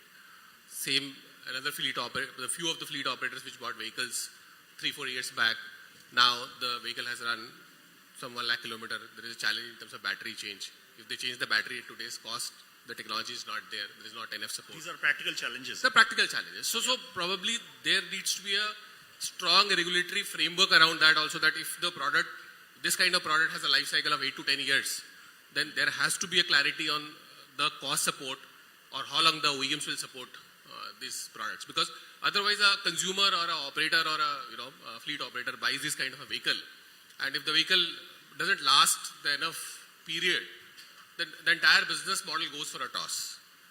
That only, that these kind of problems will never promote the industry. When he has an option to, buy a established product line, then why should he invest in a product line which is so risky? Mohit? Yes, I believe that the essence of government's investment or funding should be where there should be maximum impact. So we can start with the public transport electrification, going into the government offices, their fleets and all. Then we should move it to charging infrastructure development. As my friend Randhir also mentioned, the manufacturing PLI incentives. So I think that's a very core to us, which will drive the localization part and also generate jobs for us. So it's obviously going to drive down the cost for us, making India self-reliant, also giving the benefit to the people in terms of jobs. So I think that's pretty much it. Yeah. So now, since we are running out of time, so now one final take or statement or message you can say. You are live on India's largest and most credible news network, that is Times Network. So any message to government, just one line message. Everyone. I think they should work on the financing part. Have to make it easier, plus collateral free sort of thing, asset backed. Finance. Akshay. Yeah, I think no over-regulation, but enough to create safe, reliable ICE product and maybe rationalization of the GST structures. No over-regulation. I will be a little biased. I represent the auto retail community. So again, demand generation is something which government should do. Okay. Mohit, your take? I believe it will be a proactiveness in creating some roadmaps, as we will also see hydrogen and other fuels coming. So it's very good to create a roadmap in advance so that people know what we are making, some guidelines that can be set up. Okay. Thank you so much. Thanks to all the panelists for your valuable insights. I think we had a great discussion on EV, FAME and other subsidiaries and other elements. I am sure by means of this discussion, India will move ahead towards a greener future, brighter future, and seamlessly we will overcome all these speed breakers. Thank you so much. Thank you to the audience as well. Thank you.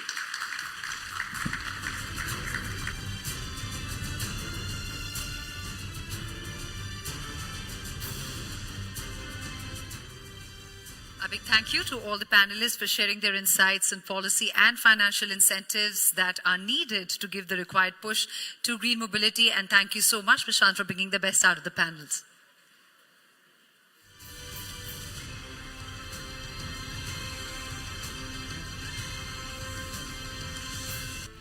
Once again, I request Mr. Rohit Chadda to please present our panelists with a small token of appreciation from our side.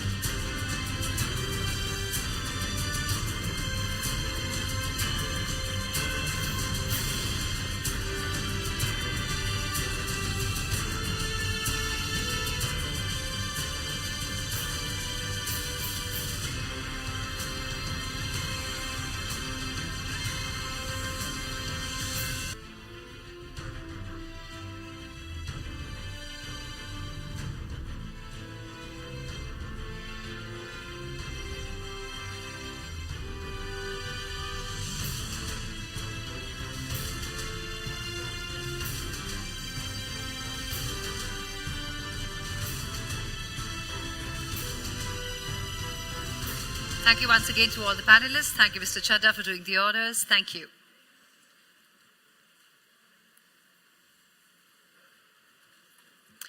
Before we move on to the final session of this evening, ladies and gentlemen, once again, we would like to extend our gratitude towards our sponsors, our technology partner, Digit.in, our wellness partner, healthandme.com, education partner, Bennett University, West Outdoor partner, Bright Outdoor Media Limited, North Outdoor partner, Heights, and Smart Initiative Influence partner, Radio City. As we continue this enriching journey at the Times Drive Green Conclave and Awards 2024, it's time to dive into the much talked about electric vehicle related session, which is all about the key challenges and the opportunities ahead. Now, electric vehicles or EVs are no longer a vision of distant future. They are here and they are transforming the way we think about transportation. With India's ambitious target to achieve net zero emissions by 2070, EVs are central to this mission. To explore this, we have assembled a distinguished panel of experts to shed light on the many aspects of this topic. So please join me as I invite onto the stage our panelists, starting with Rajiv Chauhan, VP E-Passenger Vehicles, BYD. Thank you, Mr. Chauhan, for joining us. Please keep the applause going as I invite onto the stage Shailesh Hazela, CEO and MD of Stellantis India. And we're very glad to have amongst us Satinder Singh Bajwa, Chief Commercial Officer, JSW NG Motor India. Thank you, Mr. Bajwa, for joining us this evening. And to moderate this session, ladies and gentlemen, let's welcome the Associate Editor of Times Drive, Ankur Taneja, onto the stage. Ankur, the stage is yours. Looking forward to an exciting conversation. Good evening, everyone. It's my pleasure to welcome you all to the Times Drive Green Conclave and Awards 2024. Now, when we think about EVs, talk about EVs, on one side there are challenges, but on the other side, I also believe that there are immense opportunities that are there in this sector. And इसी विषय पर आज हम बात करेंगे, and that is what the topic for this discussion is, that what are the challenges and the opportunities that are there in this sector. And for that, we have our panelists with us, Mr. Rajiv Chauhan from BYD India, Mr. Shailesh Hazela from Stellantis India, and Mr. Satinder Singh Bajwa from JSW MG Motors India. Thank you, sir, so much for joining us. So let's start with the discussion. And सबसे पहले अगर मैं बात करूं, so challenges से हम शुरुआत करते हैं, तो EV adoption को लेकर अगर बात करें, एक हद तक बड़ा है. There are more consumers that are moving towards EV. But do you think that there are still challenges in that area जो consumers electric vehicles की तरफ अभी नहीं आ रहे हैं? तो what do you think are the challenges in that area? You can start with Rajiv. Okay. Can you hear me all right? Okay. I think we can. So, of course, there are challenges. The statistics show that that we are roughly around 2 to 2.5% as far as electric passenger cars are concerned. If this has not, happened in last 5 years, I think we are taking this journey and we have reached only till this point. So the challenges are definitely existing. But I think there was a good discussion in the previous two, forums. So there, the biggest challenge which I foresee is that, there are segments. There is segments of commercial vehicles. Then we've spoken about three-wheelers. We've spoken about two-wheelers, and then there are cars. So the adoption rate in all these four segments is lying at different stages. The biggest challenge is the consumers' acceptance. Consumers को जिस दिन benefit समझ में आ गया, that will be the time when this, this adoption rate would really multiply and very, very fast. So three-wheelers is a prime example. I mean, more than 50%, the consumers are getting that benefit, and they have understood how beneficial this is. So the challenge is basically the government is doing its job. India is a diverse country. It's not simple. It's complex. But as soon as we are able to, give that super benefit to the consumer. I think that challenge the whole industry and government has to crack. Only then this adoption in the electric cars can. We'll come to policy also in the later part of this discussion. Shailesh, you can say your insights on this. Yeah, in my view, there are three elements when it comes to India on most of the things. The first is it has to make sense to customer about cost of acquisition. Second is range anxiety, which is still not taken out. In earlier panel were talking about having so many chargers but unutilized, etc. So that is still a big issue, not only in India but across all. And third, when it comes to India, we are the country where we don't throw a bucket without utilizing it live. So resale value comes to the real fact. So these are the three elements which we need to work. Bring EV at a cost of ICE so that customer is picking up. Second, range anxiety should not be there in the mind. It has to be similar to the ICE, where government policy, government encouragement, like earlier panelists said, how government can encourage, similar to petrol pump, charging stations across all the India, where range anxiety can be taken care. And obviously resale value, because 8 years, 5 years, what will happen to that battery? There are obviously very good suggestions which are there. We can use battery for energy storage, data center, etc. But it needs to come as a policy, which has to come as an encouragement for the industry to adopt quicker and customer to take that pull rather than push from all the other angle. Thank you. Stender? Yeah, I think both the panelists have already spoken about it. So, frankly, if you ask me, I say there are 5 big challenges which are actually holding consumers from EV adoption today, especially, and I'm referring to passenger vehicles. So I think first one, as Shailesh mentioned, definitely the price parity between an ICE and electric vehicle is a cause of concern.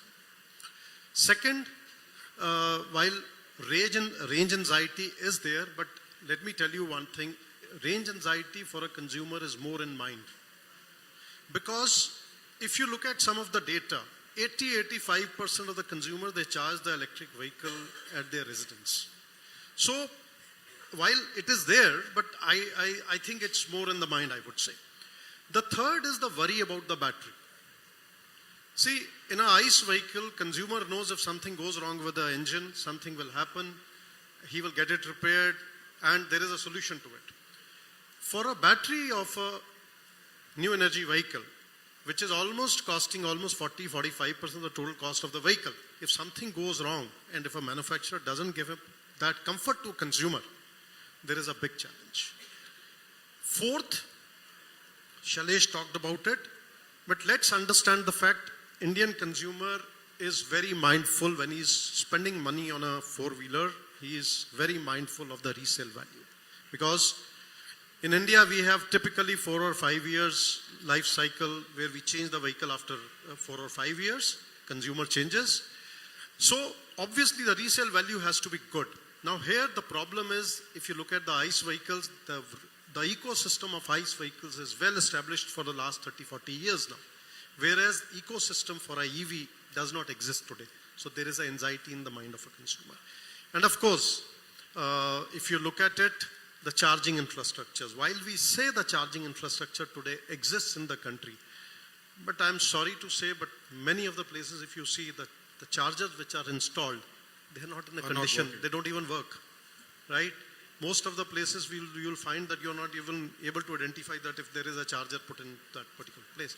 So I think these are 4 or 5 big challenges that I see today towards EV adoption. Now you're talking about the infrastructure part. So what do you think that in terms of infrastructure that needs to be done to make consumers think about, take EVs more seriously? And because government is also pushing it, manufacturers are also coming up with new products. So what do you think in terms of infrastructure needs to be done, and how do you see that it's going forward in coming 5 years? What changes can we see in this area? So to me, I think one of the area which is a cause of concern, especially in super metros, and these are the places where EV adoption is actually happening much faster, is the challenge where these residential societies and all are not permitting very easily the fitment of chargers. And as I said, 80-85% of people are comfortable charging their EVs at their residence. So I think there has to be some kind of, push there where customer sees this comfort. And as I think one of the earlier panel members also mentioned that where you're going for your work, if you are able to install chargers, public locations, if you are able to install chargers, that will really be helpful going forward. And I think I must commend that some of the new initiatives the government is putting in place. And I was really surprised some of the new highways that are coming up now. At every 30-40 kilometers, there is a charging infrastructure which is coming up. So I don't think going forward next 4 or 5 years, charging infrastructure is going to be that big a problem. There are two reasons. One, you will have technology, you will have vehicles which will have much better range going forward. So there's a lot happening on the battery technology. Second, second is in terms of, public partnership. A lot of people are coming forward to install charging infrastructure as well. And government is also taking a lot of initiative. Manufacturers are taking a lot of initiatives in terms of putting up these charging infrastructures. So to me, I don't think charging infrastructure 5 years down the line, what we are talking, would be a problem. It would be a much simpler thing what we see today in CNG situation. Because the range of future vehicles even today is going to be good. I think one thing which I would like to mention, and somebody talked about, as manufacturers also, we have a bigger responsibility of delivering quality products to the consumer. Because somewhere the consumer also has lost confidence on the electric vehicle.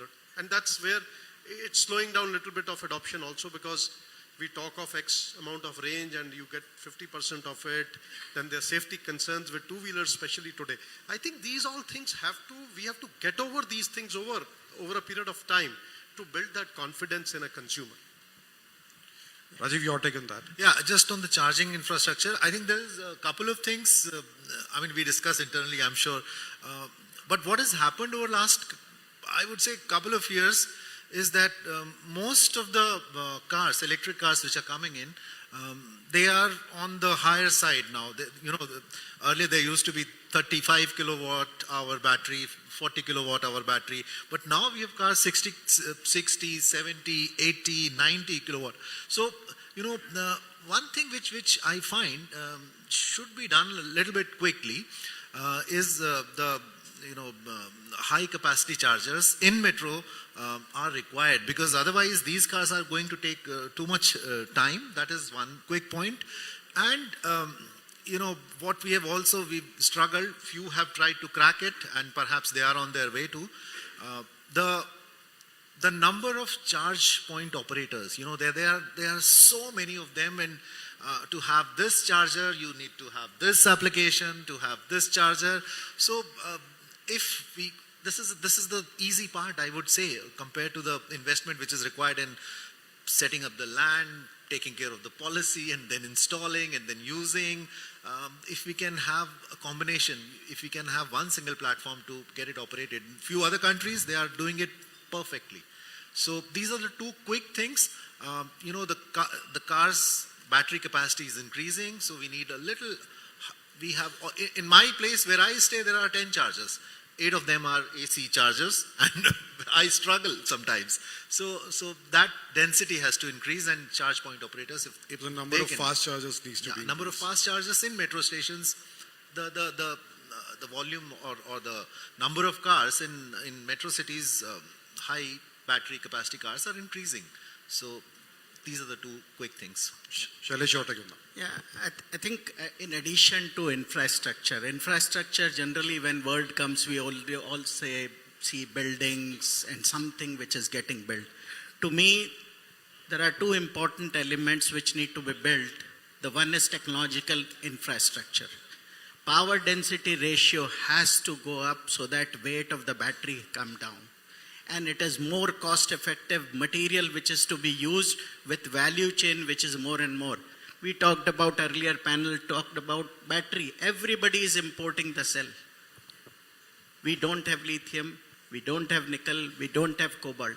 How do we integrate all that into a solution which becomes totally indigenous rather than assembling? We don't want to reduce cost just by assembling and getting the duty. So that's the first. Second important thing, maintenance. If you see today ICE vehicle, if it gets issues anywhere, you have people who can fix across India.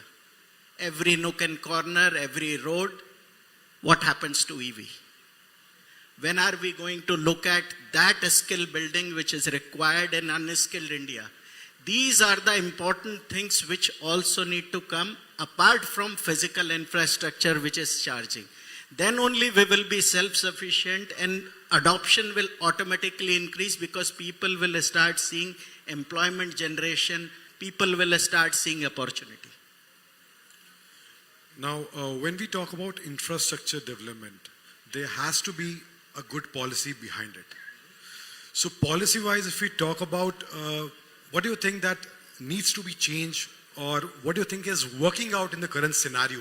So your take on both the questions. I mean, so, basically a quick point, and it was a great point made by in the earlier conversation. You put us third, and all the discussion and all the points came in number one and number two discussions. So the point which I pick up and I reiterate, the utilization of public chargers is at a dismal level, 2%, 3%, maybe 5% in some places. So, as Mr. Bacho also said, it's not about the density; it's about the right usage and bringing people there. Many of these chargers are not working. Okay, answer to your question that what can be done, besides this, is that to really run a charger, to set up a charger is a very, very tedious task in India. So the regulations around setting up the charging business is pretty complex. The chargers are not very, very complex in terms of technology. These are available, this technology is available in India.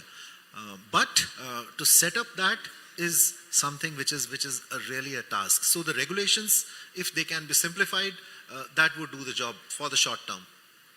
Shailesh, policy-wise, if you can. I think policy-wise, we need to look at it what works for consumer. It can't be built what works for something else. It has to be consumer-oriented. And like Minister said, Honorable Minister, that waste has to be converted into opportunity. That's where it needs to be looked at every element. How do we build infrastructure? How do we build charging stations? How do we create opportunity if I have a street, there are 2 houses which have charging station. If cars are parked in the street in the night, 2 houses can give and earn money. That is what needs to be seen, because when people will start making money out of it, people will adopt this very quickly, very easy, and this is what is needed in terms of policy. The way petrol pump has been forced, allocated, run, now it is managed very well. Why can't we have charging stations also in the similar lines? Stender, your... I think policy-wise, definitely you require policies which are consumer-friendly at the end of the day, and at the same time, manufacturers also. I think somebody mentioned some time back, the previous panel. See, auto industry today is in a flux, if you ask me very frankly. And it is not the auto industry, it is the component manufacturers. Other people also are in the flux, because for next 5 years, this situation is going to remain like this. Only after that, things will stabilize that which direction are we really headed. And to me, the right balance of technologies should coexist. That's very critical, very important. So, new energy vehicles, whether you talk about your ICE vehicles, a right balance has to coexist over a period of time, right? But yes, all these technologies must meet the environment norms that we set for themselves. Second thing is, if you look at globally, EV adoption has not happened in a very natural way. There has been push by the country, government, various governments, whether way of incentives to the consumers, largely to the consumers. Only then it has moved that direction. I think in India, since there is a, right now also there is a price parity between a ICE and a electric vehicle, and consumer does feel that difference in the price parity, I believe the state governments must come forward and be consistent, most importantly, in the policies. I think one of the dealer partners here who was representing FADA also spoke about it. I think the state governments need to give incentives for some time to ease the EV adoption, whether it is in the form of waiver of registration or road tax, because currently the adoption is, if you look at penetration, it is 2.5%, not more than that. So even if it goes 5%, is not going to make that bigger difference on the state exchequer. But I think that will help the environment in a much bigger way. But what is needed is a consistency in the policy. So you decide a policy, it should not so happen that I'm giving you for next 3 months, after that it is finished. So 3 months you sell, after that 6 months you sleep after that, which is not correct.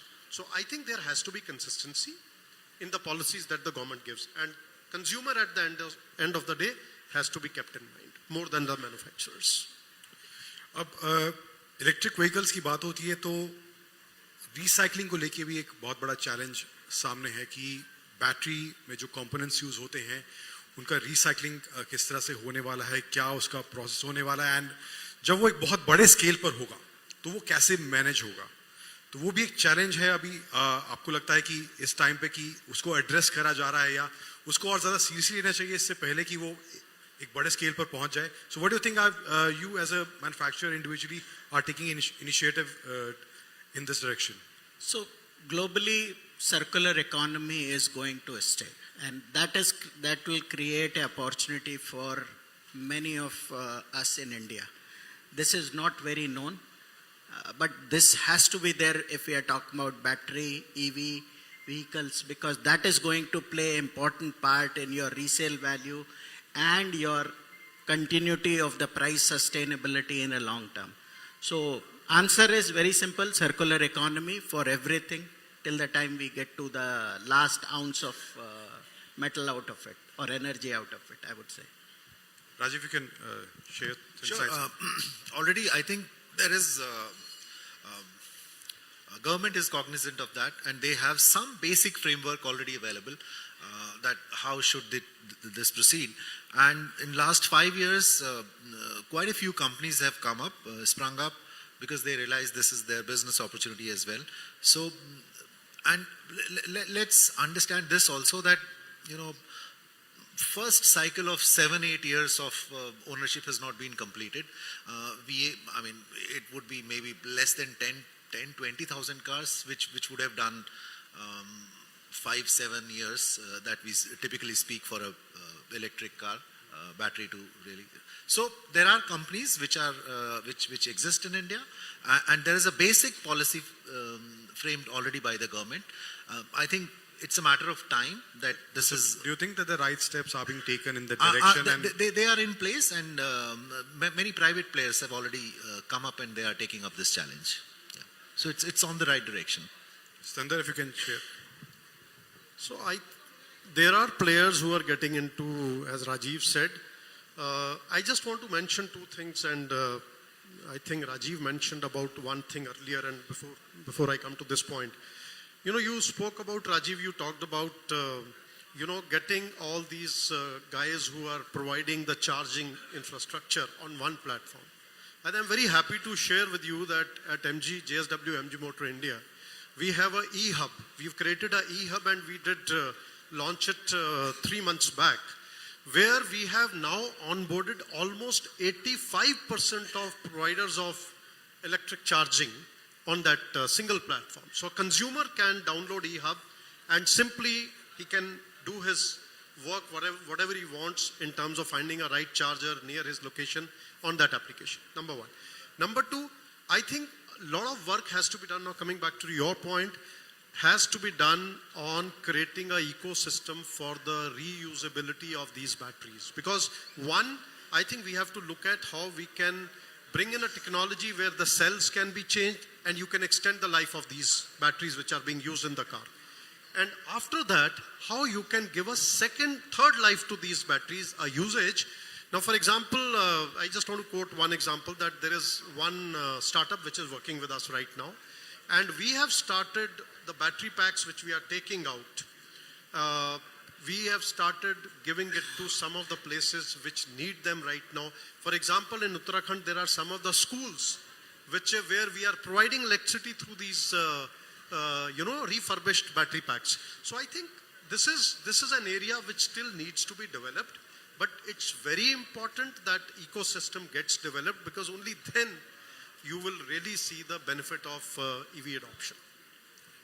So my next question is, can India position itself as a EV manufacturer hub, like we talk about China, how they are producing EVs, and also in terms of technology, how are we moving forward, and what do you think that, are we going towards the right path in terms of developing new technology, developing new infrastructure in terms of making this an EV hub? Rajiv, you can start. Of course, we have to be positive and see, for a large scale adoption, you need scale, right? And the topic of this discussion is about opportunities. So what I'm positive that we are ending at around 4 million this year, the car sales. Just imagine by some forecast, if this grows to around, let's say, 7-8 millions, and we touch a value of a percentage of around 20 to 25% adoption, so that translates into 1 to 1.5 million cars, electric cars. So that is giving us the scale. So as far as I see next 5 years, scale is there, and with scale, definitely you will be able to invite investments. The partners who are ready to invest come in and make these technology locally available. So I believe it's a slow process.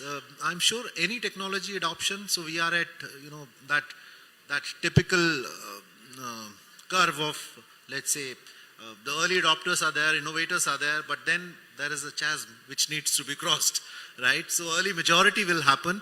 It's a slow process, but the government, the industry, OEM players, and the consumer, as soon as they all three meet, line up, I think it's there. 5 years, my prediction is 5 years, we are heading towards that scale, and then it should be a large economy for us, EV cars. Shailesh, quick thoughts on that. Yeah, why not, provided we have technology and cell. These are the only two. All other component supplier have got all technology, whether it is e-motors or AC-DC charging or cables, etc. We have everything because we have not reached to the right level of technology in terms of battery, hence technology and cell. Stender, quick take on that. So to me, I think I'm optimistic. It should happen over a period of time. So I'll simply give an analogy. If India can manufacture iPhones and supply to entire world, why can't we manufacture EVs and supply to the whole world? So we have, India has some of the best brains, right? Everybody's looking up to India. So I have no doubt in my mind that the India shining story will continue. It's just a matter of time, and as Rajiv said, it is just a matter of EV picking up that, going into the takeoff stage. People will invest and technologies will come. I don't think that is a challenge. I think we're running out of time. Thank you all so much for joining us at Times Drive Green Conclave and Awards. Thank you so much. Thank you.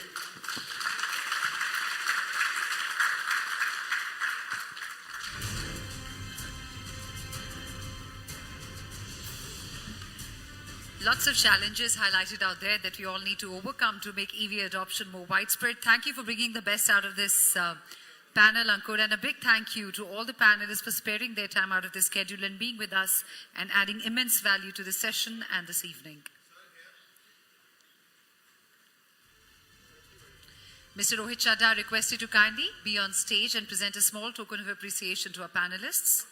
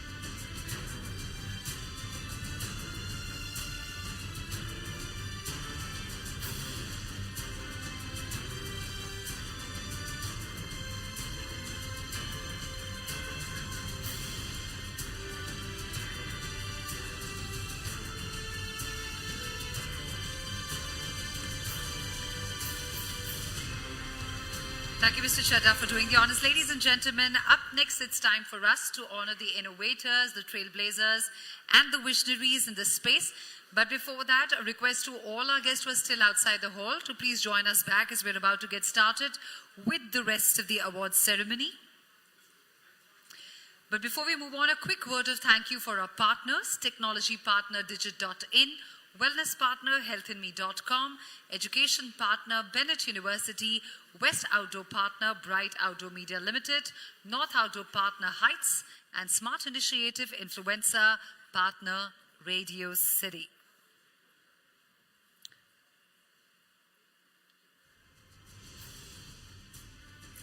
And as we quickly set the stage up for the felicitation ceremony that's coming next, let's just have a show of hands with the audience. How many of you have already gone the EV way? You're already using an EV vehicle?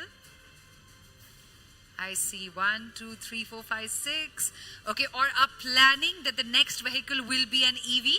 Can we have a show of hands? Currently have an EV or plan that the next vehicle will be an EV? Not bad, that's almost 35-40%.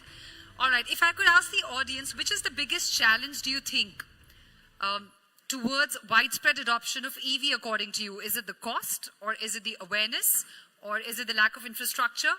You can just call out what you think is the right answer, according to you. Mindset. Awareness, mindset? Mr. Chadha, according to you? Anxiety. Range anxiety. All right. Anyone else? Cost. Sorry?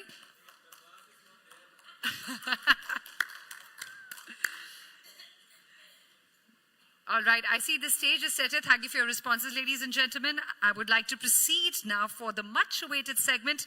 Mr. Rohit Chadha, once again requested to please join me to present the awards at the Times Drive Green Conclave and Awards 2024. Ladies and gentlemen, this is the segment where we recognize outstanding contributors that have accelerated India's journey towards a sustainable and more eco-friendly future. Please keep your applause generous, as this is the segment where we celebrate excellence, starting with the category of Green Initiative towards Sustainable Mobility, and this goes out to Citron.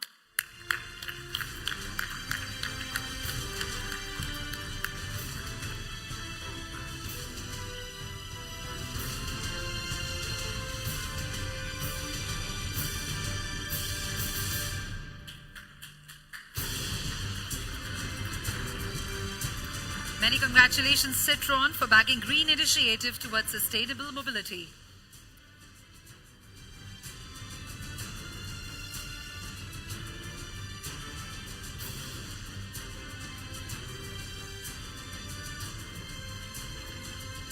All right, moving on to a big one, which is the EV Car of the Year. Let's see who bags this award, and it's backed by MG Windsor.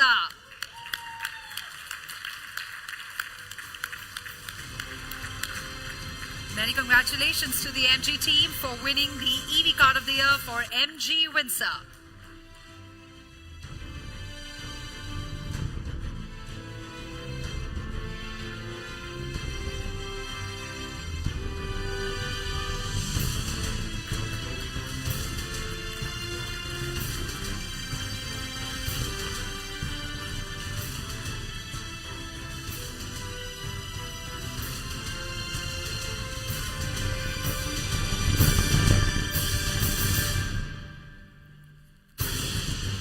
congratulations to a team. That's a big win. Moving on to the EV Sedan of the Year.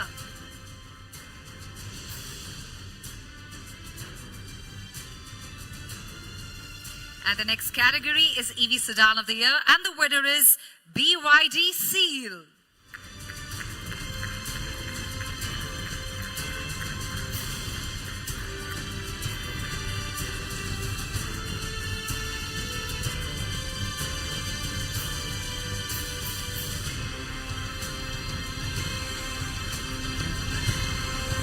Many congratulations, BYD, for backing the EV Sedan of the Year.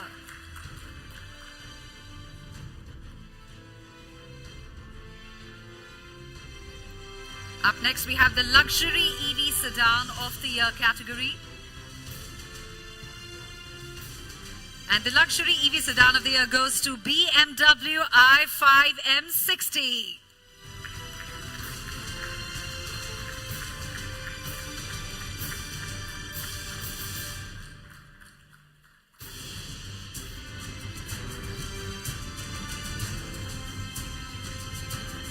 That's BMW backing the Luxury EV Sedan of the Year.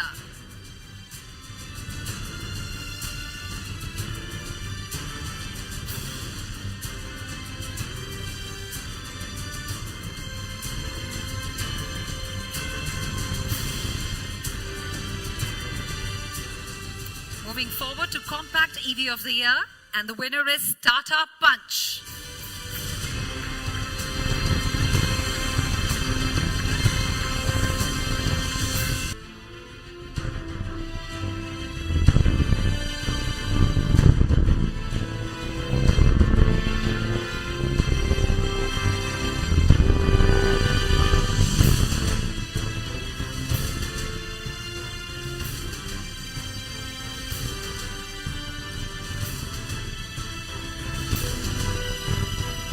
Congratulations, Tata Punch, for bagging Compact EV of the Year. And up next is Best Design EV Two-Wheeler, and this one goes out to Oben Roar EZ.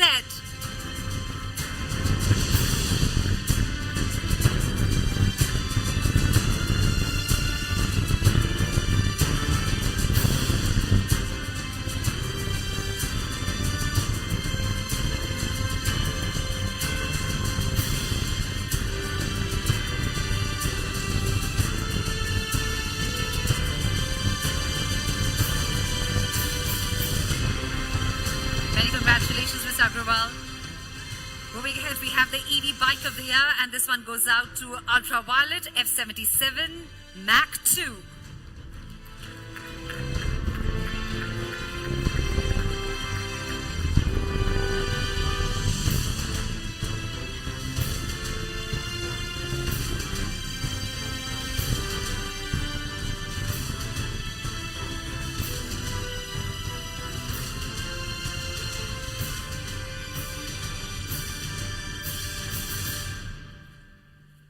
Up next, we have the category of Best User Experience in EV.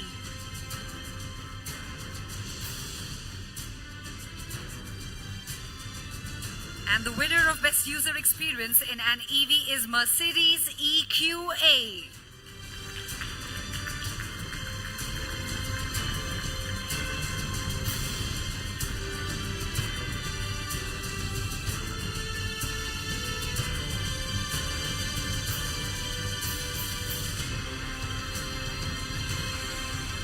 Many congratulations, Mercedes. And up next, it's time to applaud for EV Manufacturer of the Year, and this one goes out to Tata Passenger Electric Mobility.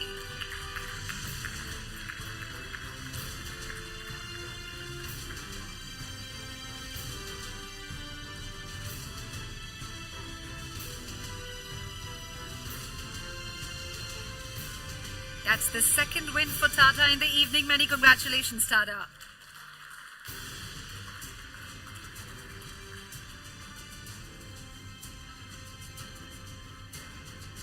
Our next category is Best Alternative Fuel Car of the Year, and this one's backed by Maruti Swift CNG.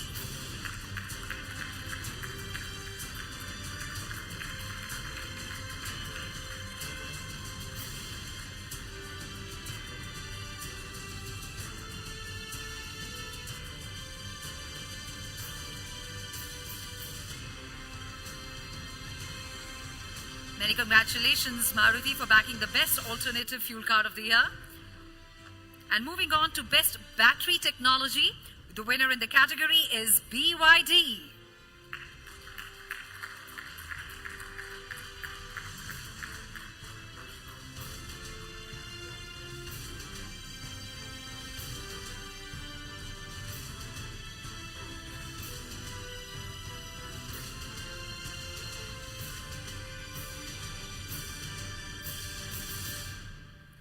And now let's see who bags the luxury 6-seater SUV of the year. And the winner is Kia EV9.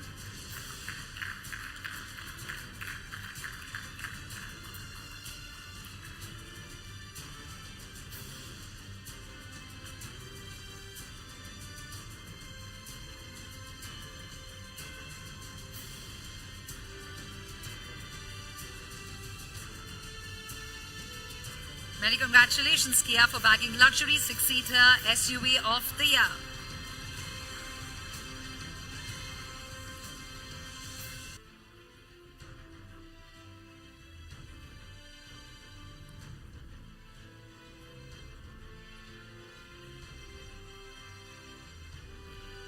And now the last award in this set of awards is for Best Electric Commercial Vehicle, and this one goes out to Euler.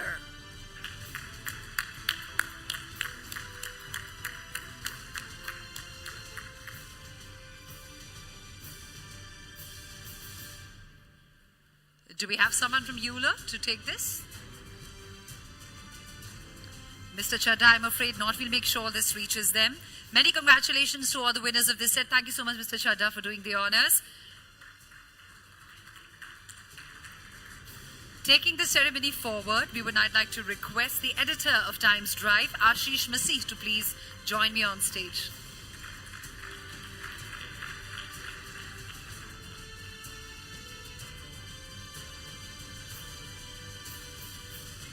Ashish, exciting categories of content creators coming up now. We are starting with upcoming auto creator, and the winner is Arsh Jolly.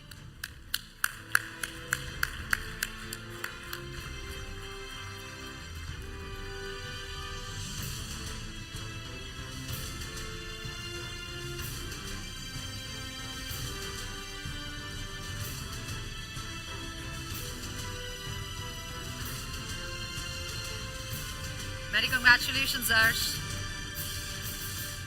Ladies and gentlemen, I think we definitely need to rev up our engines, show some more energy, better applause. Thank you. Up next, we have popular auto creator in North, and this one's backed by All Hands Together for Dayakaran Singh Dhaliwal.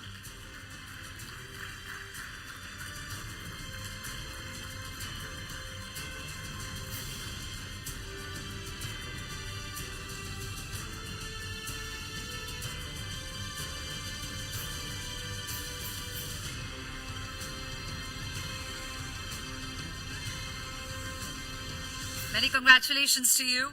Moving ahead, we have the category of fastest growing YouTuber.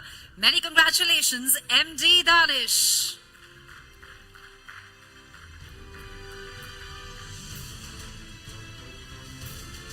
Do we have MD Danish here with us? I'm afraid not. We'll make sure this reaches him. Moving ahead to People's Choice Award for Travel and Auto, and it's backed by Vikash Dayal.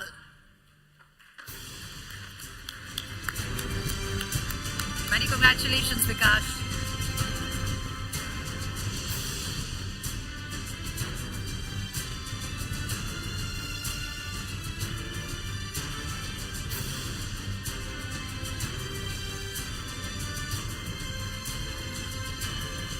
Our next category is Family Drive Content Creator, and the winner is Gagan Modi.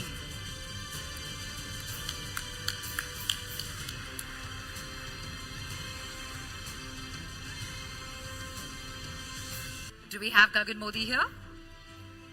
I'm afraid not. We'll quickly move on to the next category, which is In-Depth Motorcycle Content Creator. And this one's been won by Harish Solanki.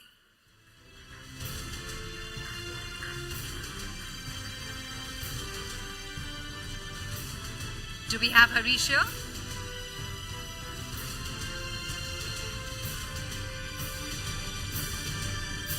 All right, now we're moving on to the next category, which is long-form auto content creator. Many congratulations, Vishal Ahlawat, for bagging that.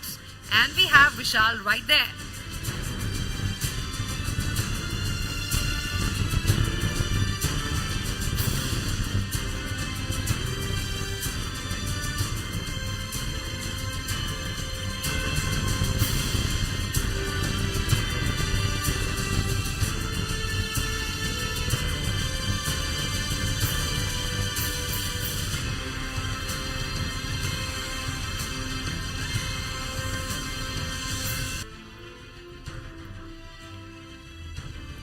Many congratulations to you, Vishal. Moving ahead, please put your hands together as we announce the winner of Female Travel Creator on 2 Wheels. Many congratulations, Noopur Kalra.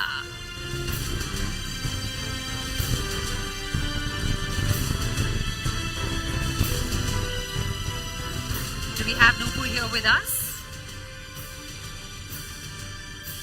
I'm afraid not. We're quickly moving on to the next one, which is Driving Tips and Tricks Creator.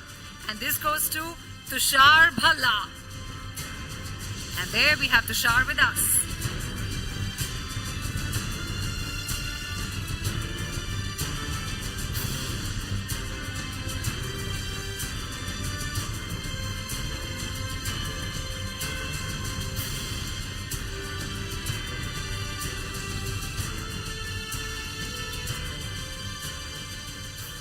And up next, we have the category of Superbike Speed Creator, and this goes out to Atharva.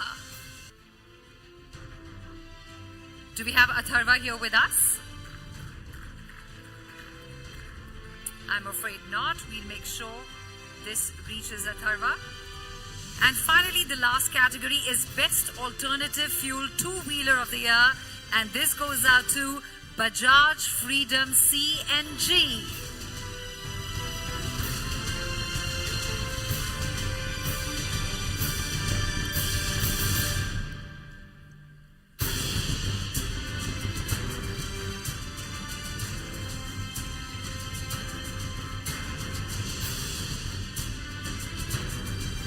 Thank you, Ashish, for doing the honors. I request you to kindly take your seats. Can I have a huge round of applause for all the winners of the awards at Times Drive Green Conclave and Awards 2024.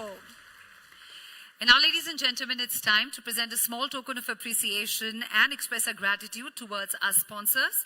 I request Mr. Rohit Chadda to please join me once again onto the stage.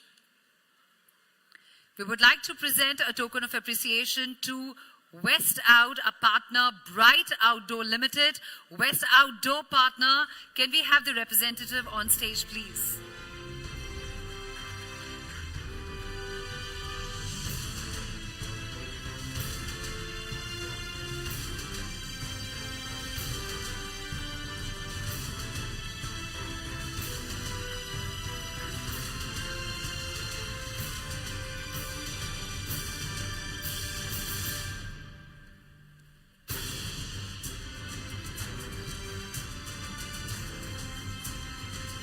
Up next, it's time for us to recognize our second North Outdoor partner, Heights. And we have Kefi Bharti, founder and CEO of Heights Group here to be here with us and accept the felicitation.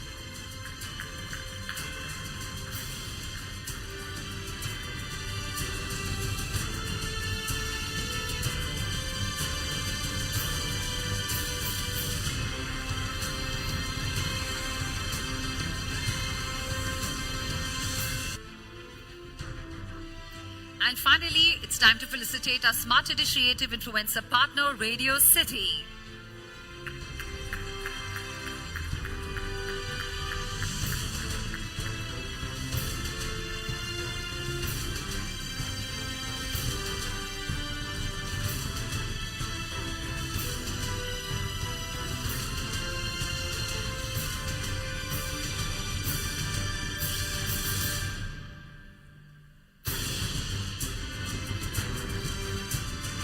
Thank you once again to all our partners for helping us make this event a success. Thank you so much, Mr. Chadda, for doing the honors once again. What an incredible evening, ladies and gentlemen. This has been from insightful discussions to the celebration of excellence and innovation. The Times Drive Green Conclave and Awards have truly been a testament to the progress and promise of India's automotive sector.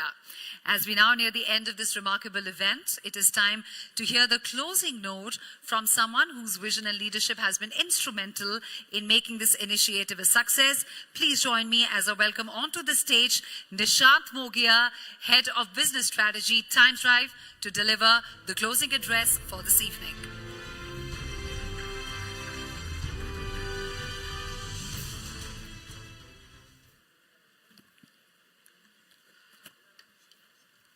Ladies and gentlemen, as we bring this insightful evening to a close, we reflect on what we truly be called a Green Revolution 2.0, a nation marching towards cleaner, greener mobility that prioritizes not just our immediate environment and growth, but also well-being of future generations.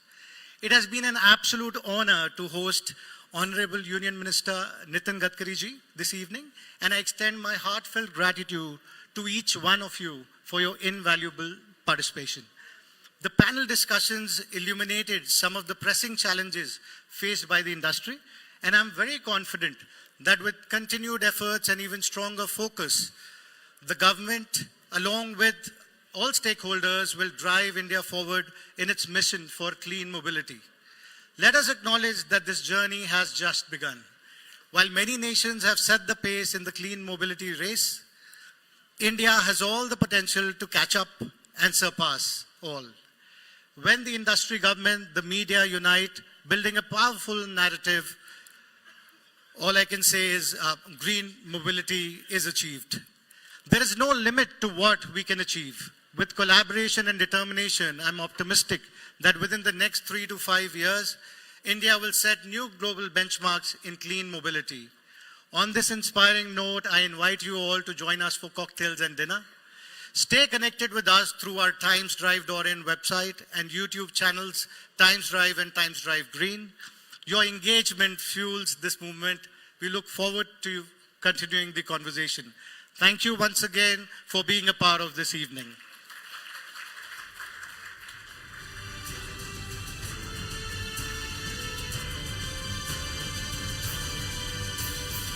Thank you, Nishant, for delivering those closing remarks. Ladies and gentlemen, with that, it's time to draw curtains on the inaugural edition of Times Drive Green Conclave and Awards 2024. Let's make sure that the insights that we learned today, we carry them forward and together work for a greener future. Thank you so much for joining us. Wish you a very good the rest of the evening.